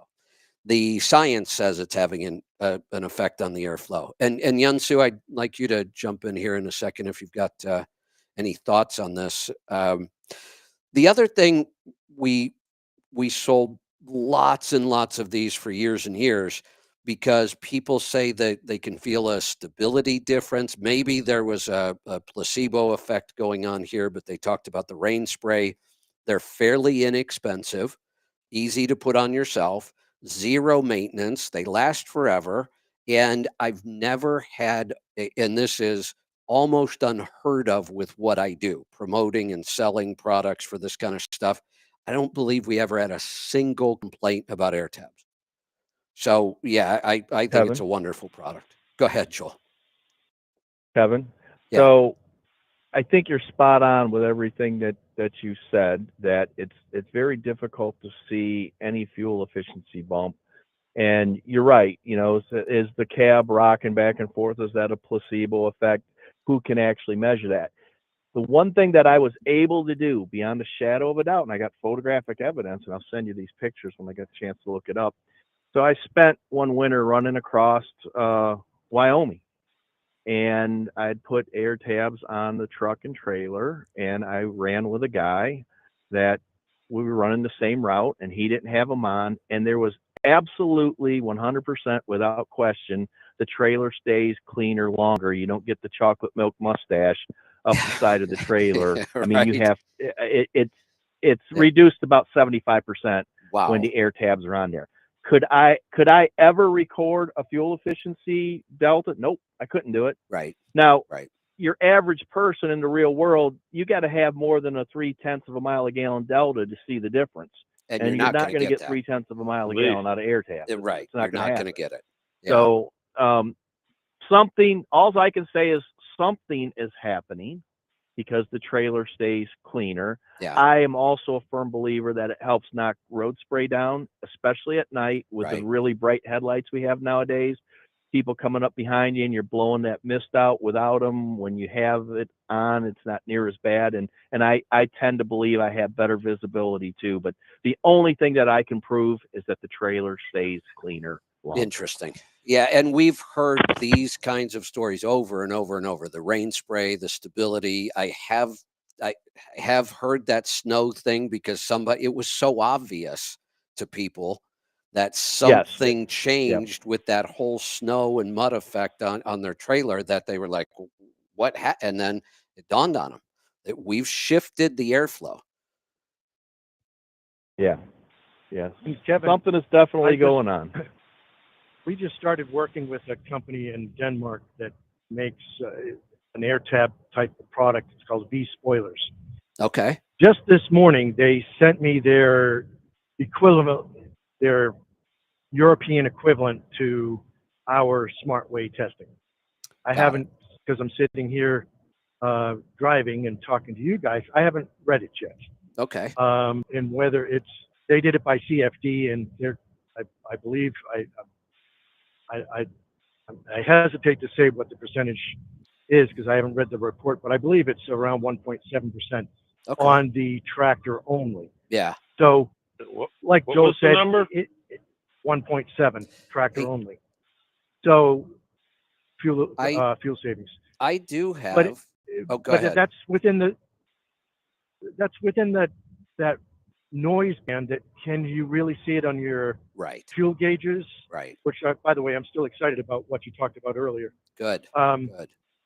So, but I got to do some more research. But if the European CFD is not EPA SmartWay compliant to their J1321 Type 2 testing, then they're going to go ahead and do it.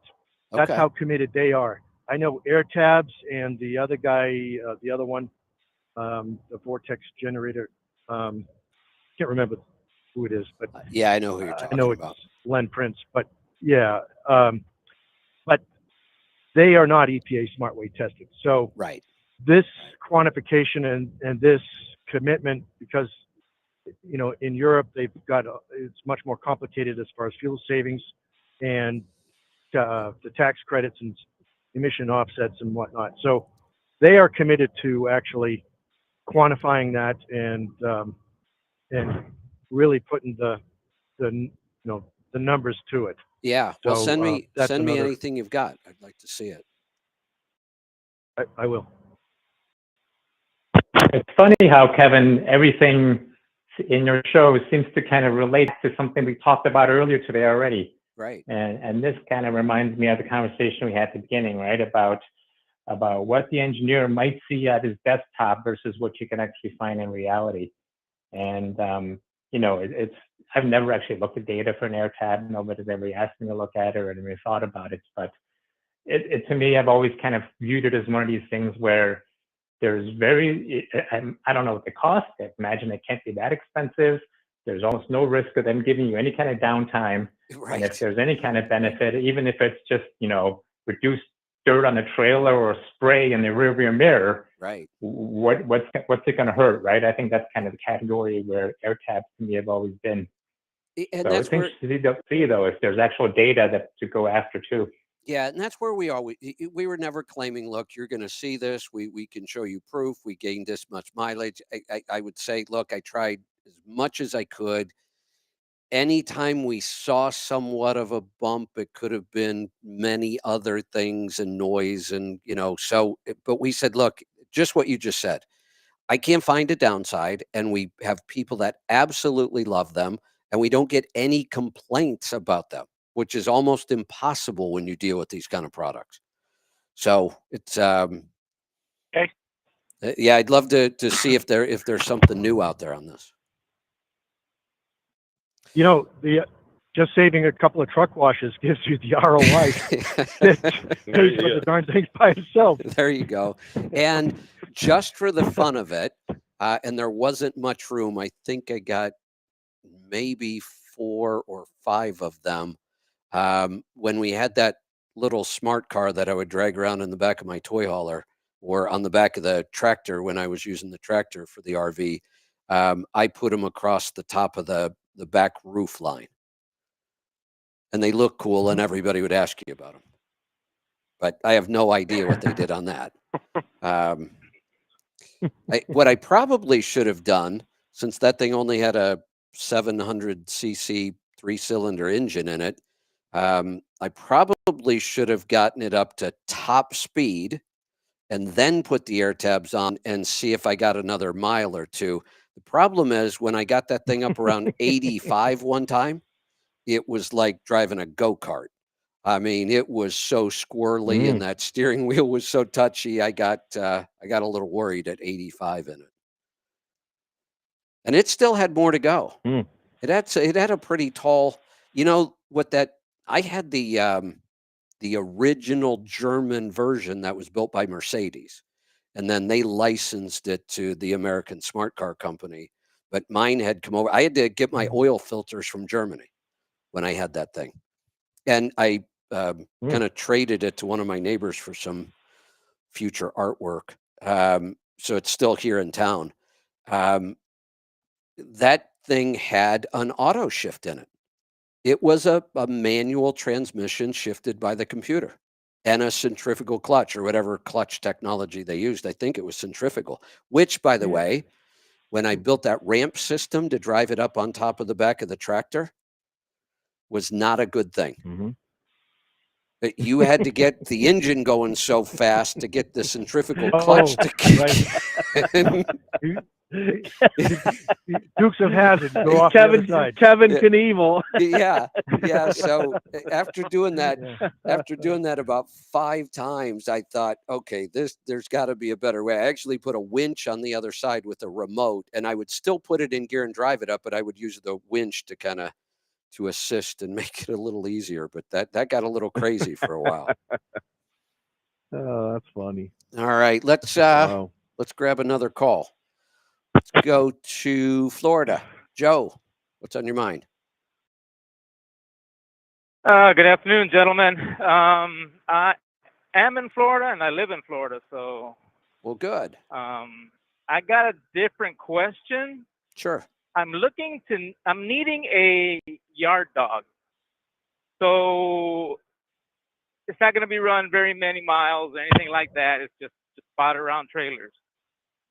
So I have 2 options. I can either get an older 98 International with an M11, or I have a local grocery chain that's getting rid of their older Volvos, and I can get a 2014 Volvo with a D11, and they're both basically the same price. Well, I'll give you my criteria first.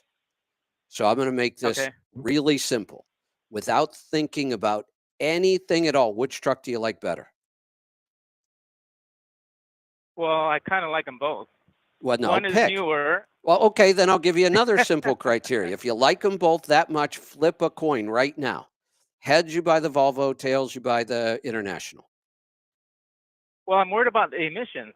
If the truck is never gonna get hot enough to help with the emissions, okay, am I gonna have issues with that? Then let me help you again. Since you like them both that much and that's your one concern, then don't get the one with the emissions. What I'm trying to tell you, by the International. But what I'm trying to tell you is the criteria you gave us. I'm hardly ever going to use it. It's staying in the yard. I like them both. They're both about the same price. Then we have to look for some sort of tiebreaker here. My first one was, which one do you like? I like them both. Flip a coin. I'm worried about the emissions. Buy the International. Well, then, to be honest with you, I would rather. Well, you mean you've been lying to us all this time? If I can get a newer one, more, not efficient, because it's not nothing about efficiency. It's just a newer model. It's more, modern. So, but again, I'm worried about, will I have the emissions problem? Joe, I have another question Here's for you. Here's what I'll tell you. Joe? Here's what I'll tell you on the emissions real quick. Yeah, go ahead.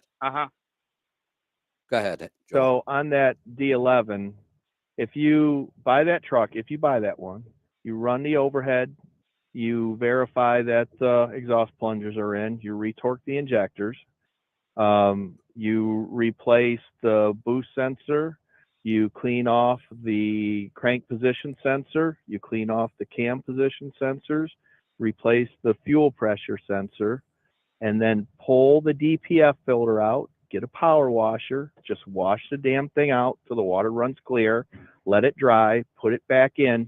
You will not have emission problems with that truck. There you go. That should help. Okay. I have another question for you, though, Joe. Okay. Are you married? Yes. Your wife must be a saint. Let her pick. Why is that? Now, here's the thing. You just answered your own question. Here's the thing, Joe. I am, people are different. They have different personalities. One of the thing about me, it's not that I will not overthink much of anything, because I do a lot of stuff and I got to move quick and make decisions. I have a rule in a restaurant. Not that I go to restaurants much anymore. When I do, doesn't matter to me how many pages there are in the menu. It doesn't matter. I have a criteria. I start at the beginning of the menu. The first thing I see that appeals to me, I just choose it. Okay.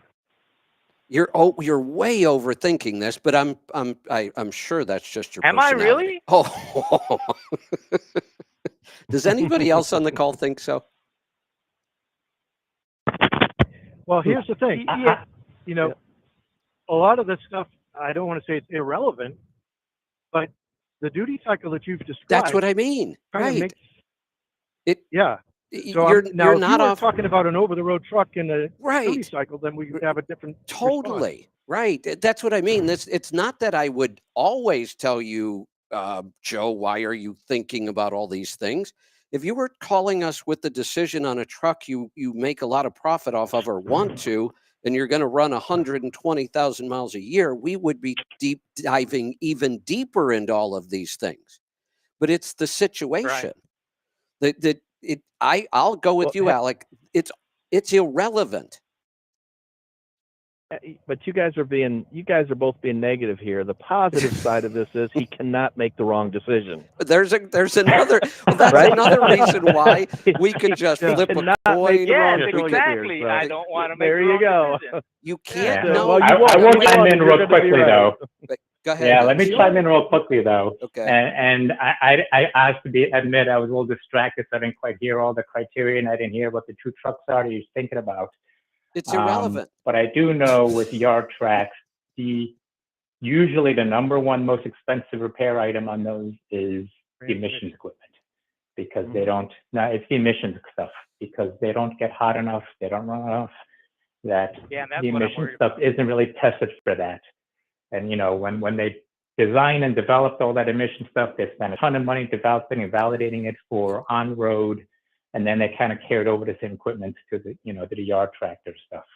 And so that will be the Achilles heel. But then again, you're barely using it. You'll probably not notice a difference, if I'm honest. So Joe, we'll go back a little bit in my call, because I was trying to guide you here. And when the emission issue came up, I said, well, there's your tiebreaker. Just skip all the emissions.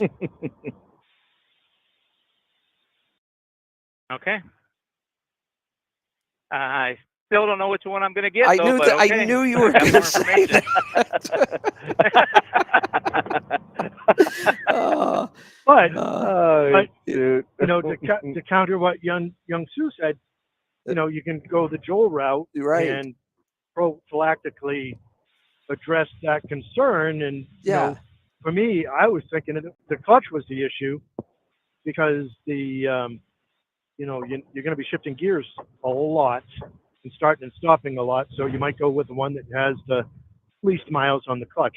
But you know, that's another flip. That's a flip of a different coin. Yeah. Yeah.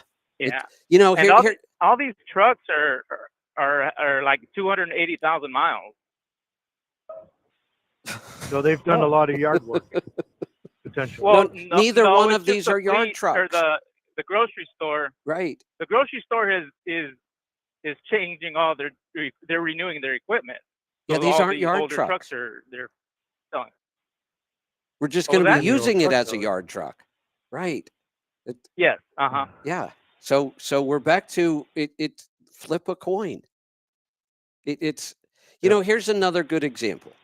We've been on this show for 2.5 hours almost already, and we do the show every Friday. We deep dive into this stuff. I've been doing fuel mileage for 30 years, and it's almost embarrassing to me that the coach that I drive around the country gets 5.5 miles to the gallon.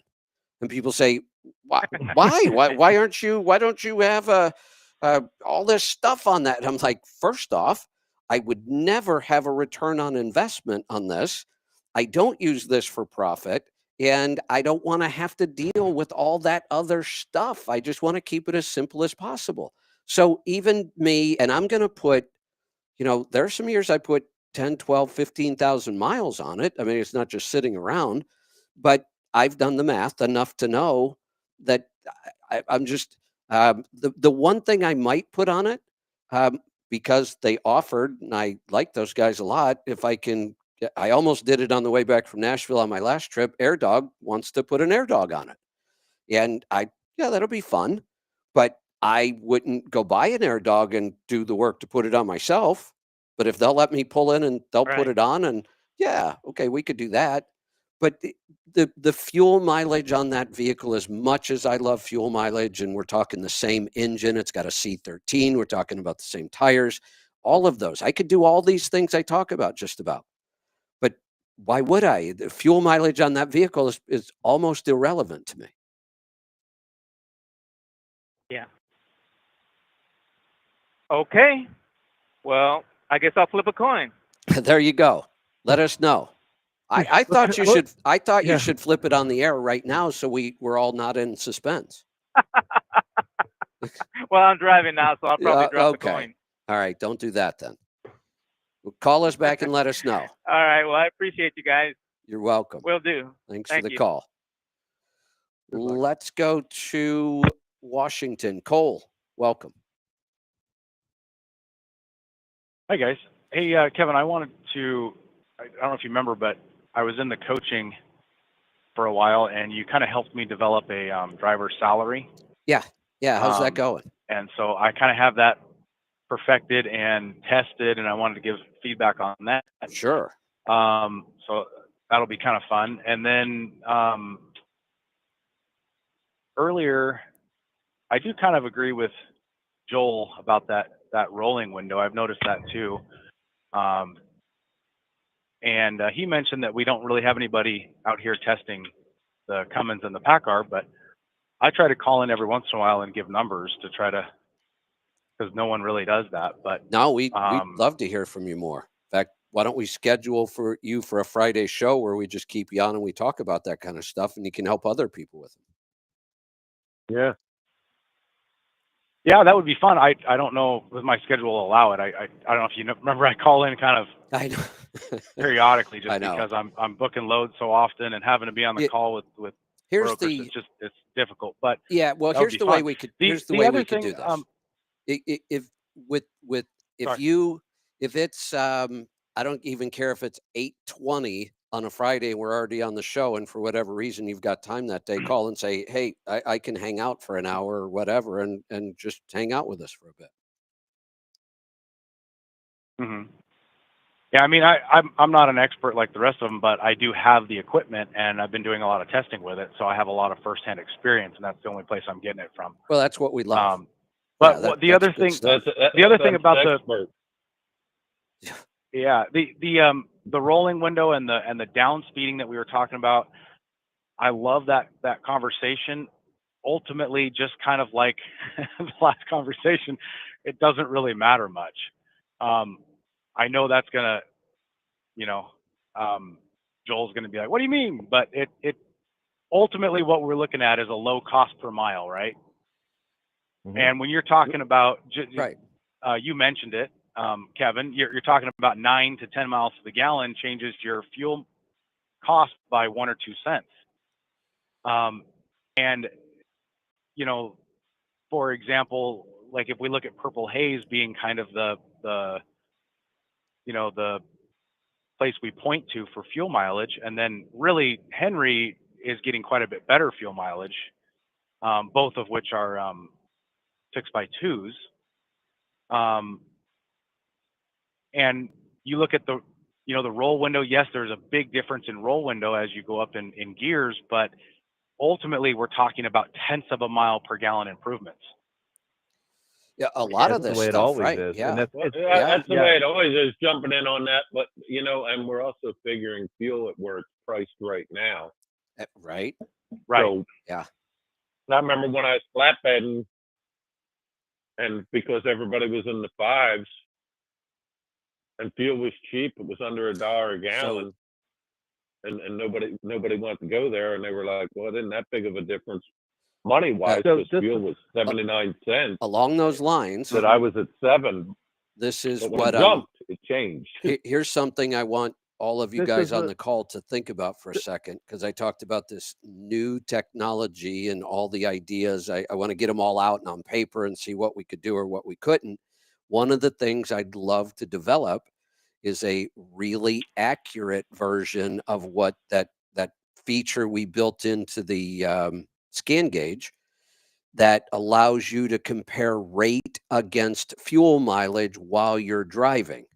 And I think we could make it really accurate now with some of this data, so that based on the rate of the load you're on and the fuel mileage and speed at the time, you can have instant feedback to say, look, I've got extra time and this load wasn't paying all that great, and I can go 55, and you'll see the difference in profit. Or the opposite.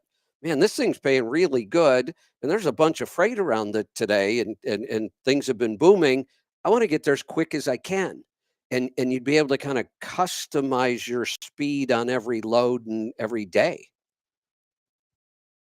And I think the point that Cole's making is he's not wrong when he's saying there's tenths of a mile a gallon differences. Of course, this is incrementally been doing this since 86 or 87 when I was at 8.5 and I thought I was setting the world on fire. Now we're at 10.78.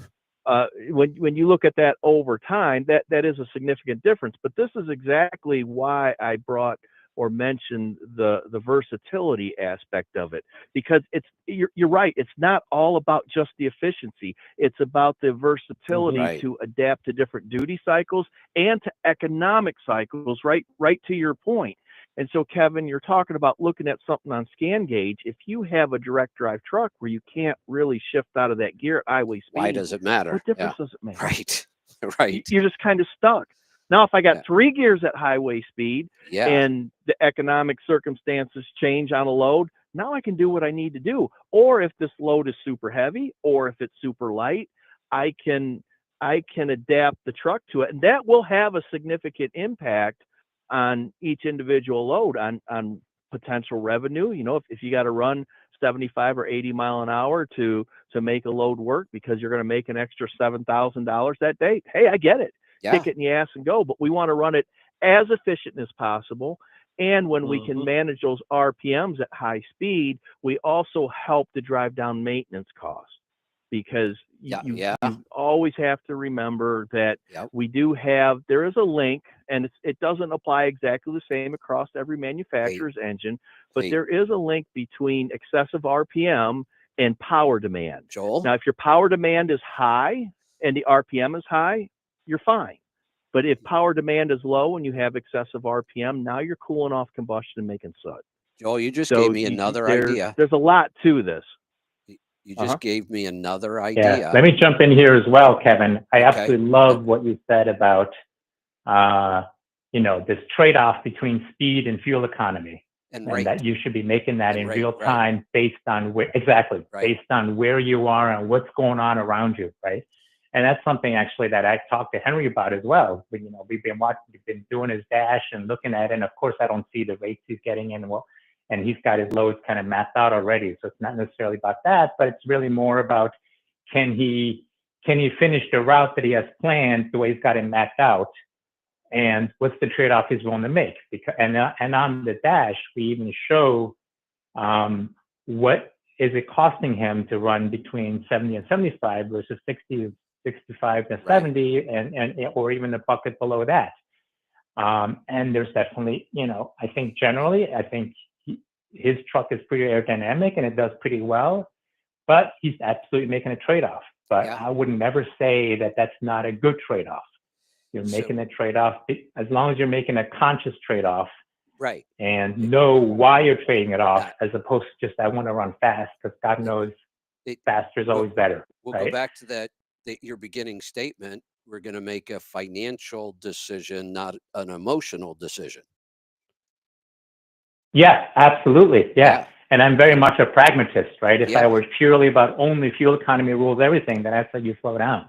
But the fact is you're running a business and you're trying to make a margin. So so if the margin tells you got to get there at a time, then you got to get there. Not only do we have Fuel Gauges, the app where we calculate this on the fuel mileage of the truck, I worked with a company that built a little plug-in additional computer kind of thing, and they make a version for cars, and then they make a version for trucks, and it calculates fuel mileage, and it gives you gauges out of the ECM that you might not have on the dash. So it was a pretty cool little device, a couple $100. And I started playing around with it. I just bought one when I saw it in an RV store and started playing around with it. And I liked it so much, and I got some ideas, and I called him and I said, hey, could we develop a version of this for people in Class 8 trucks that are really kind of fanatics about fuel mileage? And at the time, and it's been over a decade since we built the original one, the fuel gauges in the trucks were awful. The instant read was completely worthless. It changed so fast that you couldn't react to anything. And one of the things we worked on for a long time was we wanted to smooth that out. So you could actually kind of see if I make a change so we worked on a rolling 7-second average, I think is what we ultimately used. And then we did program in what we're talking about here. You could put in the per mile rate you were getting paid on that load, and then it was calculating your per mile cost, and you could see profit per mile as you're driving. Profit per mile after fuel only. That was the only thing we were calculating. The problem is it's not user-friendly. It's hard to get the data entry right, and you got to play around with a stupid little computer, and the instructions are kind of hard, so it doesn't get used a lot. But now I'm thinking with this new technology, we could build a very accurate version of that doesn't require any because we're already gathering your revenue with all of this data we've got, so we can do this all for you. And then, Joel, the idea you just gave me is we could start calculating maintenance cost against speed. Mm-hmm. Yeah, that's the one that my brother always has a fit about, and he's claiming it's 40% when you're going from like the 55 mile an hour range to 70. He's wow, really, and it's a big deal. The maintenance cost is a big deal. Now, obviously, the age of equipment and how you have things spec to run, and well, see, now you're going to complicate everything. Also gonna make a big difference. So right, yeah. There's a lot to that, but no, I agree with Cole. I think the fuel efficiency. Jump in on another thing on that because, as you know, I've used the speed to my advantage, but I don't just run fast. you know, the people that are trying to run fast, even when traffic's dense, I think that runs your maintenance cost up. Of course, I only do it where I can only do it where I can do it smoothly. Right. You know, I'm not playing Grand Prix race or a pole position with the truck. And if you're doing that and trying to get up to that maximum speed all the time at every moment and hammer down, I think that runs your maintenance cost, which is what a company driver would do if you give it to them often. You know, I just adopted a new approach to life and business here in this new year. I stole the training motto from the Navy SEALs, and I don't know why I never thought to apply this to driving and fuel mileage. And their motto is that slow is smooth and smooth is fast. Yeah. Well, that sounds like a racing motto to me, actually. That's actually funny. You know, when I was racing cars and when you were qualifying and stuff or practicing, if the car felt really brutally fast, oh, you better work on it because it wasn't. Right. Yeah, it's kind of the same. You know, it's in life. I have a tendency, because I do a lot and I get a lot of things done, I start to rush on things, and the more I rush, the less I get done. Mm-hmm. And that's the whole point of, you know, with the Navy SEALs, it's not about how much work you got done today. Are you still alive at the end of the day? So it's really, really critical to them to not rush anything. And then they realize that slow is smooth and smooth is fast. It's that contrarian thinking. You slow down and you get more done. Mm-hmm. You slow down and you go faster on the racetrack. I think it's fast is slow, smooth is fast. Huh? Yes. Yeah. Isn't it? Now we're going to fight. I've always heard it as slow is smooth and smooth is fast. Okay. What you guys talk, and I'm going to let Grok be the tiebreaker here. So one thing in regards to the whole concept of setting up a powertrain and working for maximum efficiency and productivity, it's always a balance, right? Where there's a lot of things we have to balance, and I think what I'm trying to do in my next build is to really balance the versatility and the efficiency along with the driving experience itself. And I think that's where we've really struggled with downsped powertrains. We've always had to say, well, look, you know, it might not do so well climbing this hill, but you can run X speed on flat ground and you're going to get X fuel mileage, so it's worth it. And it is, but it's still not satisfying to drive at times. And I think when we push the gearing out to the point where we do have the 3 gears and we have 3 separate horsepower buckets we're working with to adapt to the ever-changing terrain, loads, speeds, without having to babysit the truck. That's the other thing. When I was in the direct drive trucks, I was working my ass off, you know, to get decent fuel mileage numbers. I had to work really hard at it. You had to watch the boost gauge, you know, because you only had to 1 gear at highway speed, and there were a lot of things you had to do. And when we gear the truck right, you shouldn't have to do that. You know, we talk about being gear bound often as a bad thing. Well, sometimes it's a good thing when we're talking about efficiency and it's at the right speeds, because it limits the horsepower, so you don't have to babysit necessarily the boost gauge, because you're only going to make X amount of horsepower when you're in that gear, and that's it.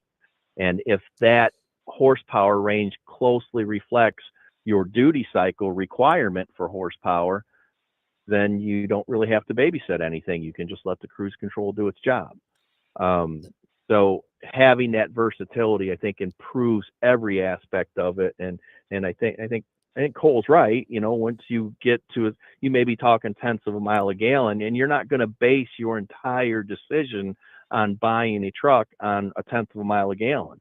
You're going to look at, you know, how versatile is this thing? Can I come out of California at 55 mile an hour and jump into into Nevada and run 75 mile an hour and not completely lose my efficiency or blow up my emission system.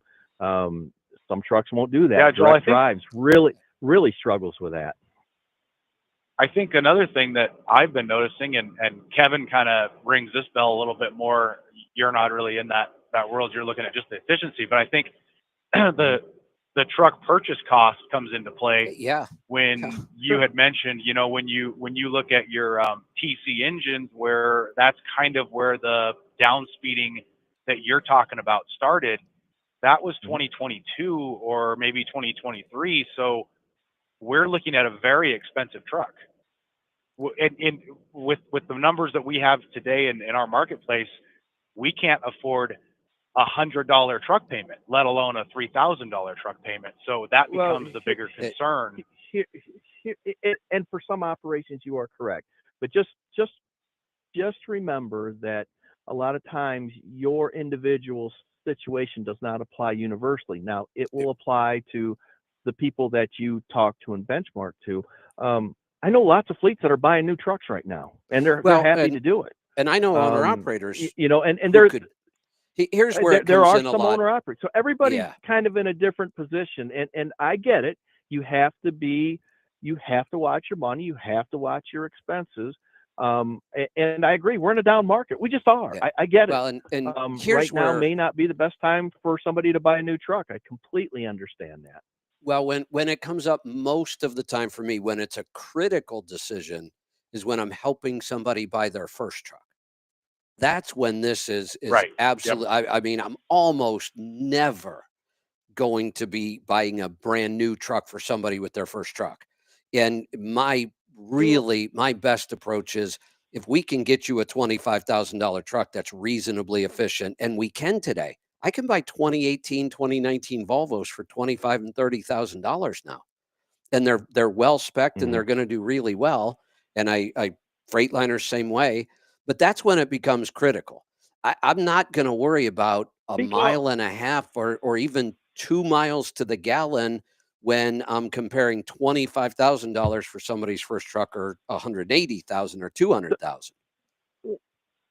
Well, that's what I was thinking as this conversation went on. If you're talking a used truck, I'm not walking away from it because it's slightly geared wrong, because the amount of difference it's going to make. But if you're ordering a new truck, then it's not going to cost you really any more to have it, you know, to get that extra tenth. Yeah. Well, is that extra tenth to die over? But it didn't cost you anything to get it. Hey, just so here's an example of this that I think works very, very well.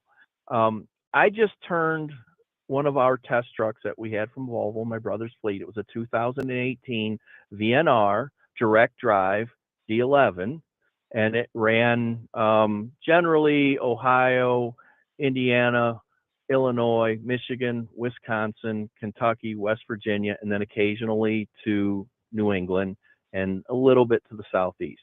The truck had 600,000 miles on it. Lifetime was 9.75 on that truck. So I got a little calculator here, and I'll calculate the difference in fuel economy here, what this means versus today's purple haze. So give me 1 second here, and I'll come up with that. So it was 9.75. All right. See what we're looking at. So when we look at the difference over 5 years at 110,000 miles, that 9.75 versus 10.78, that's $19,080 over 5 years. Yeah. And that's not a down sped truck, you know. Right. So, but now if I had to go out and buy those trucks and they're both sitting on the lot new, brand new, which truck am I going to buy? Of course I'm going to buy it. And so here's what I think some people confuse. I'm not telling anybody run right out and buy a Volvo no matter what. I'm not doing that. I am providing people information so they can make decisions when they're ready to purchase a truck. I am not telling somebody that, that Peterbilt down the road with a Cummins, don't buy that. I am not saying that if you're in a used truck. I would never say that. I mean, I get it. Some people are not in a position to buy a new truck, but if you are, and you can look at that comparison, that's the challenge on this show. And I guess that's what I think. So often people are like, "Oh, he's just telling everybody to buy." I'm not telling anybody to buy anything. Well, I'm just giving people the fuel efficiency information so they can make the decision that best fits their situation. And I'll tell you, probably 90% of the time, it's not going to be buying a new Volvo. Well, it's how many times I've had to hear things like, "Oh, that idiot on the radio thinks everybody should have 264 gears. They're not going to get up a hill with that dog of a truck." Or then the one that really makes me crazy is when somebody calls me and starts off the call with that thing you told me to do, that I did it and it didn't work. And I'll say, well slow down. Let's get more specific. When did we talk? What did we talk? Well, we didn't talk, but I heard you say on the radio that you should do this and that. And I'm like, oh no, that's not how the show works. This isn't blanket advice for everybody listening. I'm talking to a specific person on the phone and I'm dealing with their situation. So don't blame me for what you think I told you to do. If you're not talking directly to me and I'm not responding directly to you, I'm not giving you any advice. And I don't give advice to people that don't ask for it. So I used to get that one a lot, though. You told me to, well, no, I didn't. I said it on the air. There's a big difference. Then one thing I want to go back real quick on something. I got a couple things, Cole, and then I want to hear about the salary thing. Earlier, I mentioned the ivermectin, and I said I've got a doctor who's coming on who's going to help us with this. Her post right now, she just posted, I'm hearing rumors that Tractor Supply now requires a prescription for ivermectin. This is so ridiculous. Unbelievable. And then I had, Cole, I asked my buddies Grok and OpenAI, and I asked the question in a way not to bias them towards my answer. I just said, what is the Navy SEAL training motto about speed? And both of them said, slow is smooth and smooth is fast.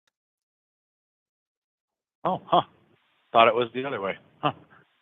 Anyway, you said no one climbs a hill with 264s. I just went up, what is that hill out of Pendleton? Oh, Cabbage. Cabbage? Yeah. Cabbage. Just went up Cabbage with 264s. There you go. I'm not sure how everybody told me you couldn't get up hills with those kind of gears. Well, I had to get out and push, but. Okay. Yeah. Yeah. So tell us about the salary program. How's it work? It's pretty good. So it kind of got originally inspired by Joel. He was talking about doing kind of a blend between hourly and a mileage basis, because there's got to be a time component there. I remember Joel talking about that. Are you still using something similar?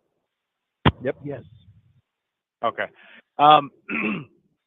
So what I discovered was a way we could pay just an hourly plus overtime. So my current pay structure for employees is $18 an hour, overtime after 40, and $69 a day per diem every day that they're gone, because that's the maximum allowable for OTR truckers, right? Okay. Kevin? I don't follow that kind of regulation stuff. Yeah, so I don't want to say, because I don't really stay on top of that kind of stuff. So we did that, and so they just get paid off of drive time. The ELD tracks drive time, so that's pretty easy to validate. Okay. And then they get paid for every hour they're waiting to get loaded or at a dock, or we're running flatbed. We're a flatbed carrier. I only ran dry van for some fuel economy testing, so we don't really wait at docks. We wait to get loaded. But so all those times will be paid, but we do not pay on duty time, which is kind of odd, because we don't want to encourage drivers to spend 3 hours to do a post trip, right? Right. And waste their 70. So we just say, we add an extra hour in per day for post trip and for fueling. So got it. Every day we'll pay exactly the drive time plus the waiting time at docks plus 1 hour in addition to any of that for for post trip and fuel ups. And then we have a backup. Sorry, go ahead. Well, I was going to say, did you also include in this governing the trucks to a certain speed? No, okay. Because there's not really any reason to, because they're getting paid by the hour. Yeah, right. I get it, but just in my operation, there are just some people with personalities that just want to go as fast as they can go, whether they're being paid by the hour or not. What you're saying. Yeah, I can govern the truck wherever I want without having any,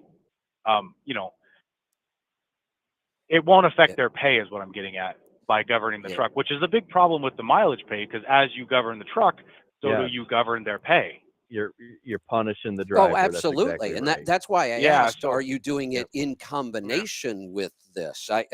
Because you're right. That's the whole problem with trying to govern a truck and paying somebody by the mile. That's what I'm against. If you're paying them by the mile, don't restrict them. I mean, that's just. But if you're paying them by the hour, then the advantage we can now take as the truck owner is we should be able to slow the truck down as much as we want, and they shouldn't complain about it. Yeah, and then there's a few other things that we pay. So for every 34-hour reset away from home, we add an additional 4 hours that week. For every 12 hours over the 34-hour reset, in other words, if we schedule poorly and we have more than a 34 reset, we pay an additional 4 hours. So if you're off the whole weekend resetting, it'll be an 8-hour weekend pay. If you grease the truck, we allow greasing once a week. If you grease the truck, it's an additional 4-hour pay. Wow. Nice. So that one, because I've got a good friend running for me, we can trust that, and we know he's doing a good job. If it was some guy we hired and we weren't sure of, we'd want to train him on how to grease, of course, right? Yeah. But and then we do a profit sharing of 15% of profit after driver salary, fuel, and $6,000 of fixed costs. Let me ask you a question real quick. What do you? So you pay them 4 hours? How much an hour? It's $18 an hour with overtime after. So by that point, if they're doing resets on the road, they'll almost certainly be into overtime. Got it. So it'd be $27 an hour. Oh, okay. So we could be looking at $110 grease. The math in my head is I'd have automatic lube systems on my trucks. I always did anyway, but you pay for it pretty quick under this program. Yeah, and the grease thing, probably most carriers probably wouldn't do that. No, that's pretty generous. But the thing I think about, if I take a truck into a shop to get it greased, it's going to cost me over that. This is a way that we can increase the driver's salary. No, I like that. I like it all. Now, I might eventually restrict it to once every 2 weeks. Once a week is a little insane, but it gives the driver the ability on a slow week, or on a week that they have a day that only had 2 or 3 hours of drive time. They can pull over. They're in Florida, somewhere warm. They can pull over, do 20 minutes of greasing, and charge an extra 40 hours. I'm going to have to speed us up a little bit here. One other way to look at that too is I like the idea that you've got a driver looking that closely at the truck that often. Yeah, that's exactly what I was going to say. Yeah. That $110 a week is probably worth it just because he's actually underneath there looking at stuff, and you're going to catch so much stuff. That's money in the bank. And we did. That's a good idea. Just a couple weeks ago, we caught a brake can that had a problem. We had to get fixed, and he never would have seen it if he wasn't under there greasing. Right. No, that's money in the bank. That's a good idea. That's important, I think. The other thing, real quick on that structure. Sorry, go ahead. No, I was just going to say you got to call in more, and I got to move us along. I got 2 more calls, and one of them's been on hold for 2 hours and 13 minutes, and I got to be really close to quitting time today. All right. Thanks, guys. I appreciate it. Yep. We'll talk to you soon. All right. Let's go to Wisconsin. Dan, you get the trophy for today for waiting longest. How's it going again? Good. So I guess I'll tell my story quick, and then and then I've got a couple blockchain things I can explain to you if you have time. But yeah, I'm not right up against the hard clock, but I've got a lot going on today. So, but let's talk about this. So you're the blockchain. The easiest way to think of blockchain is kind of like a train. And the big thing is a block is basically a group of transactions or inscriptions or anything that you want data. I mean, anything that you need to keep track of.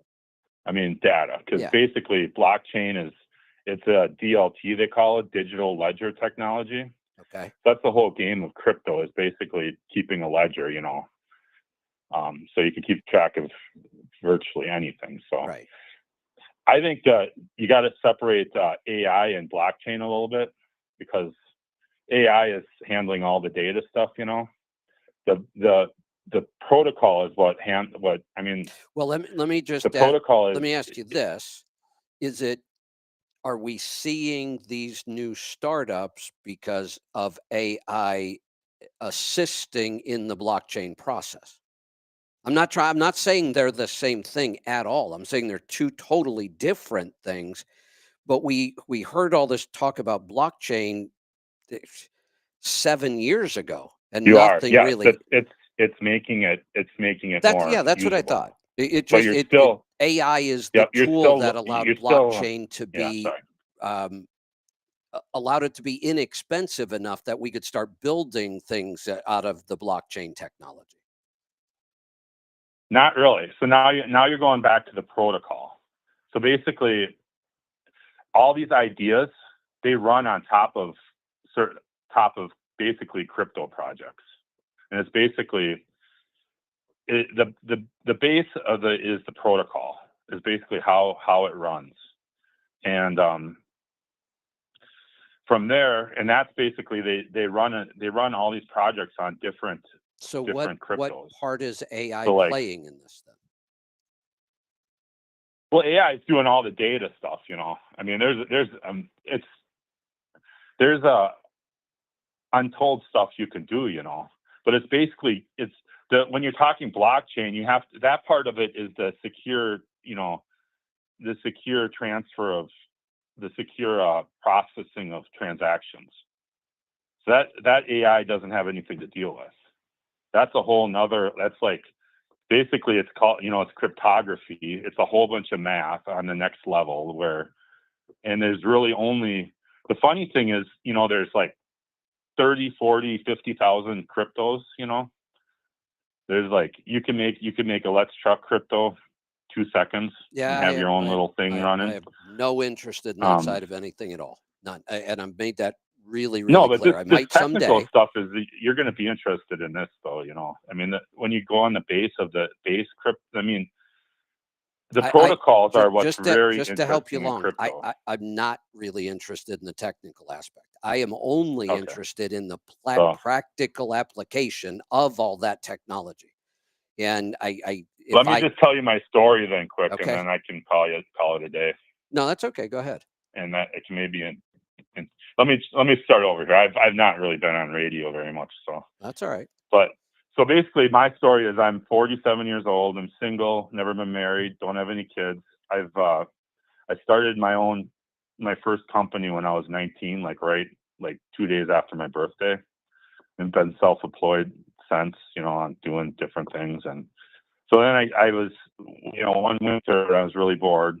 I decided to get into crypto mining, and that I found out. So now when you're talking blockchain, the next level now that just started out is called block DAG, and that's what I invested in basically.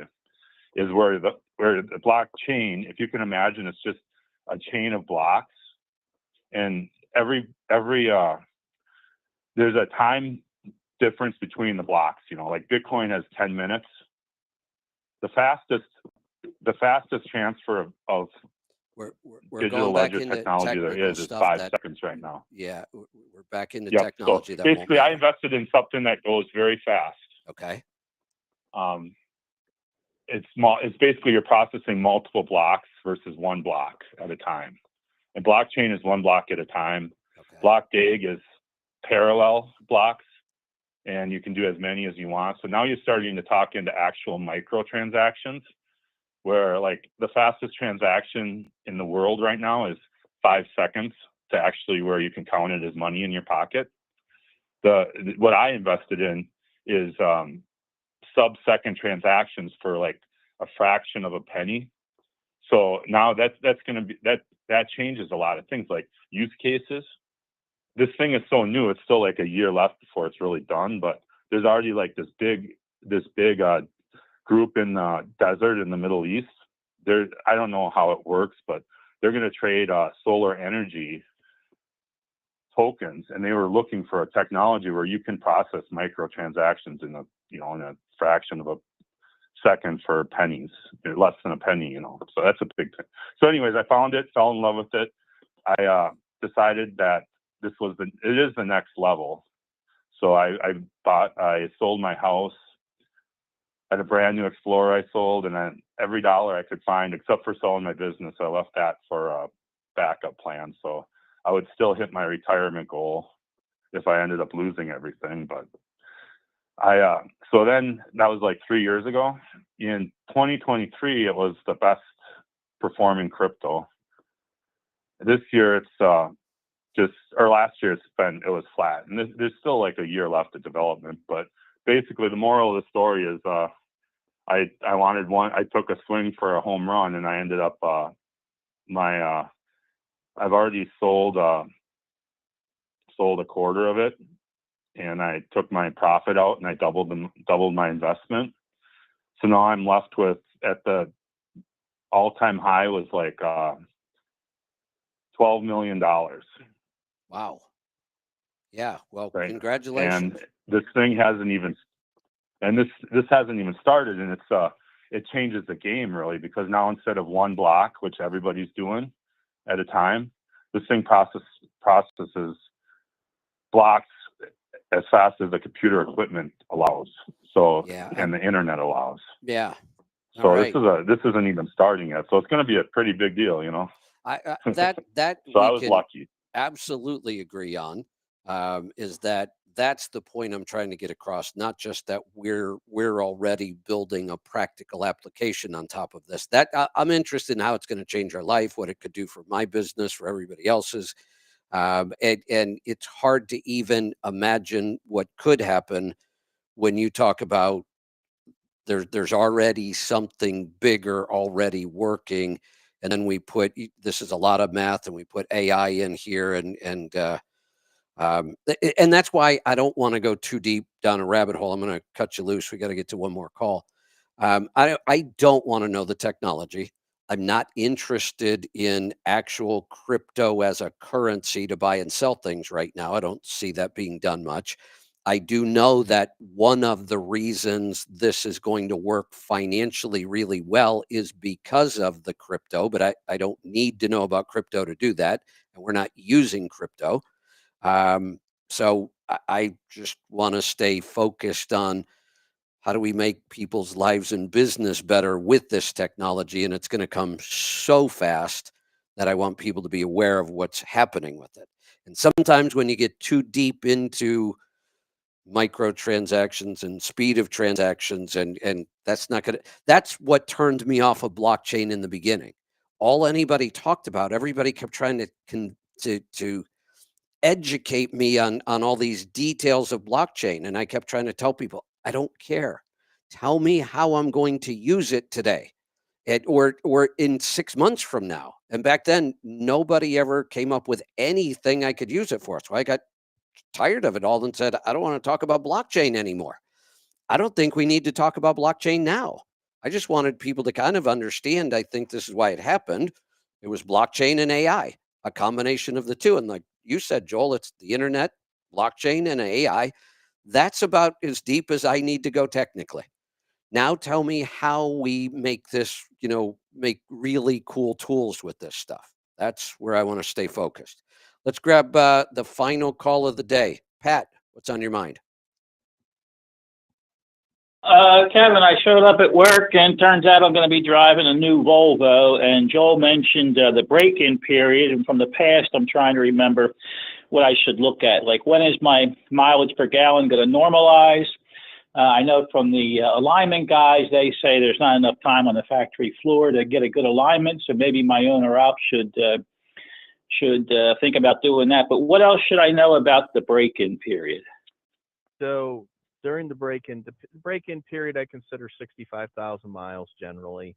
You're going to see, on average, you're going to see 0.7 of a mile a gallon improvement from day one. Wow. To when it's broken. Wow.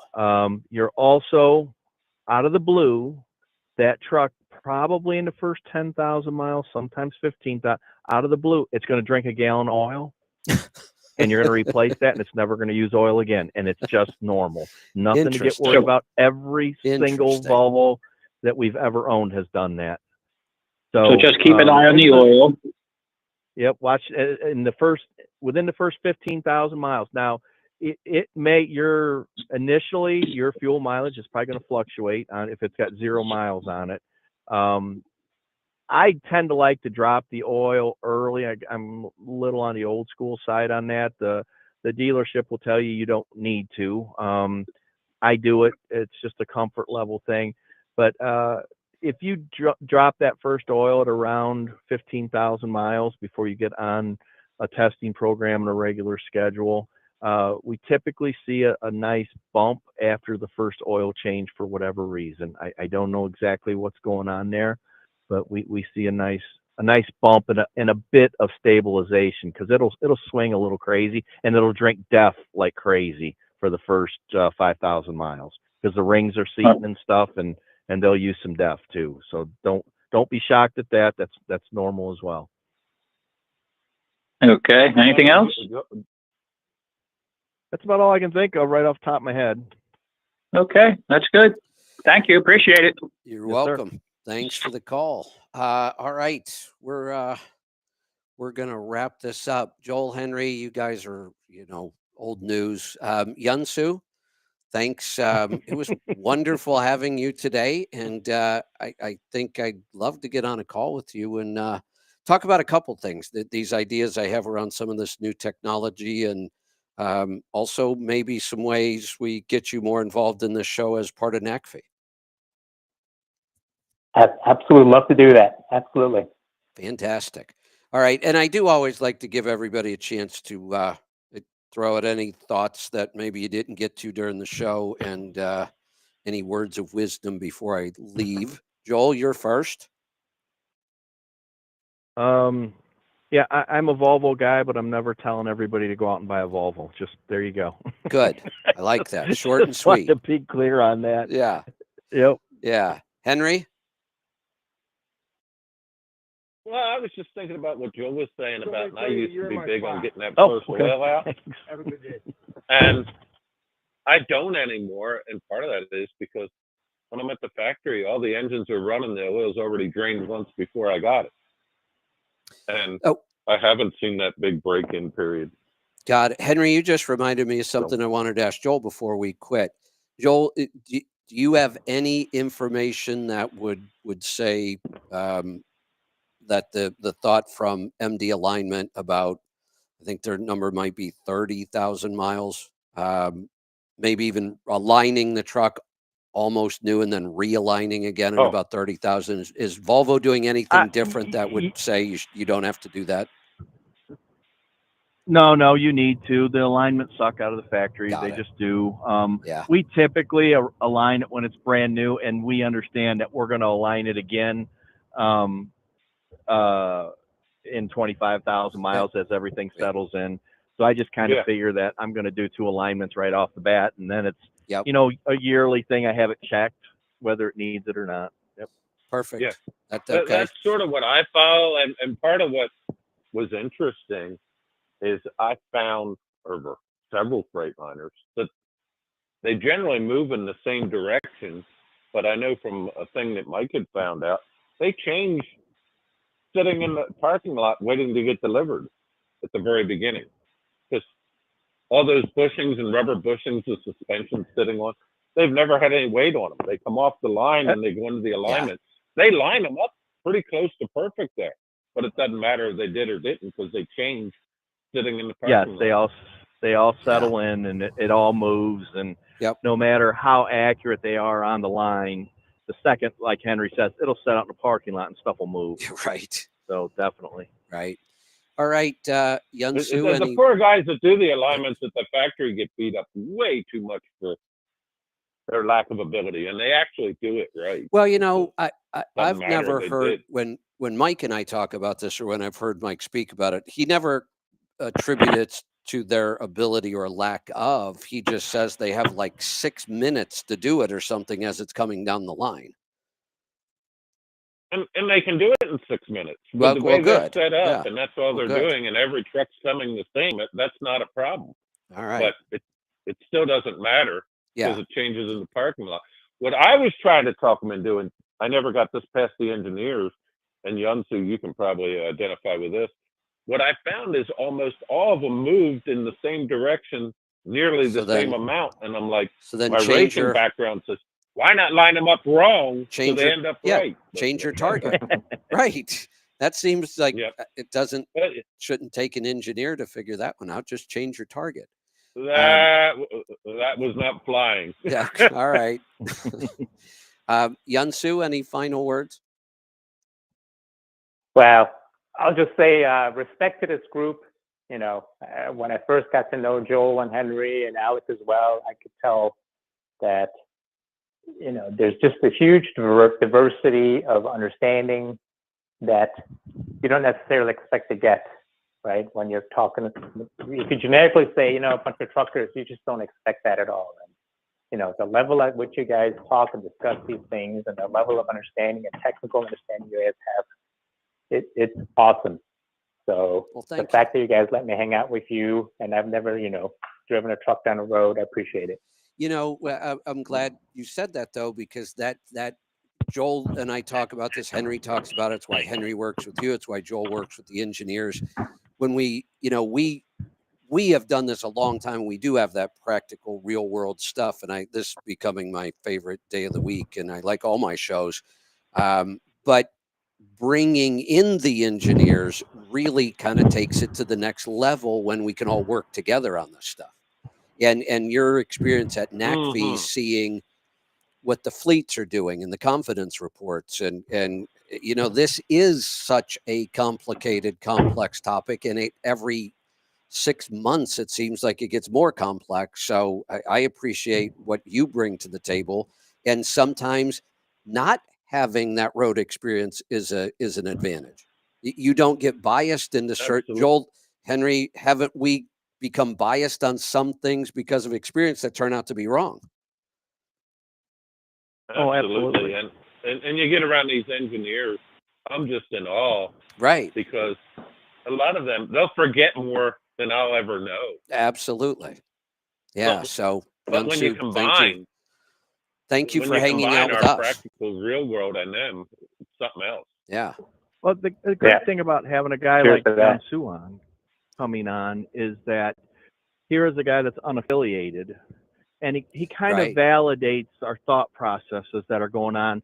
That, Kevin, how many times I have been called crazy by your typical trucker. That guy's just crazy. He don't know what the hell he's talking about. Right. He's dumber in a box. I hear it constantly. Let me throw in the other one, Joel. It's awesome to have that validation from an unaffiliated person. It is. And it just kind of brings credibility to the group. Here's the other one. Both you and Henry have to back to Yunsu on that with our numbers when we go back and forth on stuff. Guys, I have my seat in the pants stuff I'm doing, and how close it comes to matching what he's validating technically.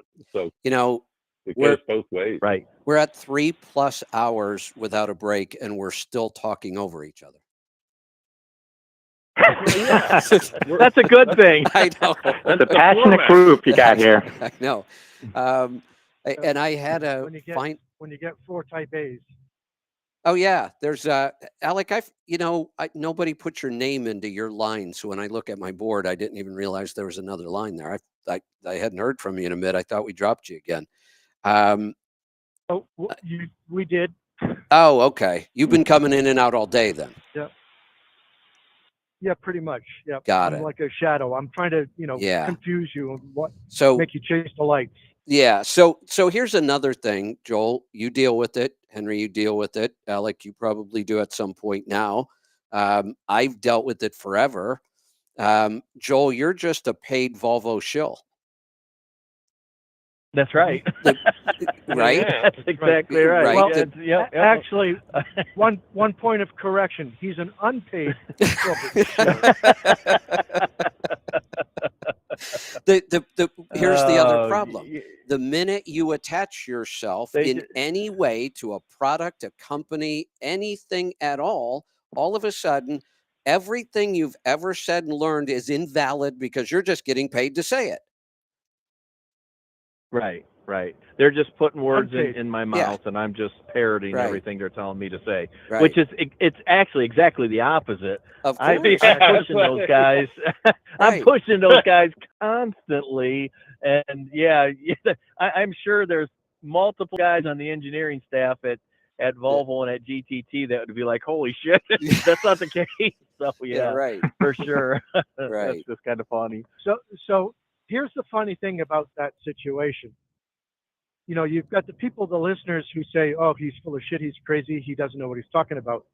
Then when he talks to the Volvo insiders, they get, "Holy shit, he doesn't know what he's talking about. He's crazy. That doesn't comport with what we've learned in school. He doesn't have the education." So honestly, that's when you know you're right.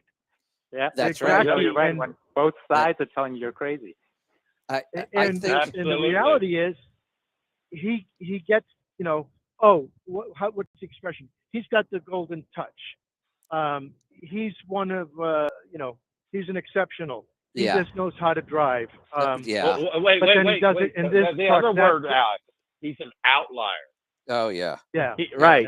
Well, outlier. I think I can. I think I can sum up the five of us on the call today, and we just got through Christmas season, so the five of us probably belong on the island of misfit toys. Probably. Or just the island of misfit truck toys. Yeah. Right. All right. If we don't stop, we're funny. never going to stop. So I thoroughly enjoyed it today. Yunsu, I'd love to talk to you soon. So we'll set something up. I'll reach out to Henry and get your contact info, or you can get mine from him. You could send me a text. We'll get something set up, and I think we can do some fun and exciting stuff and help some people. Sounds great. Would love to do it. All right, everybody, take care. Have a great weekend. We'll see you back here on Monday. Be safe, be profitable, be fit and healthy. Always do the hard work and master the journey.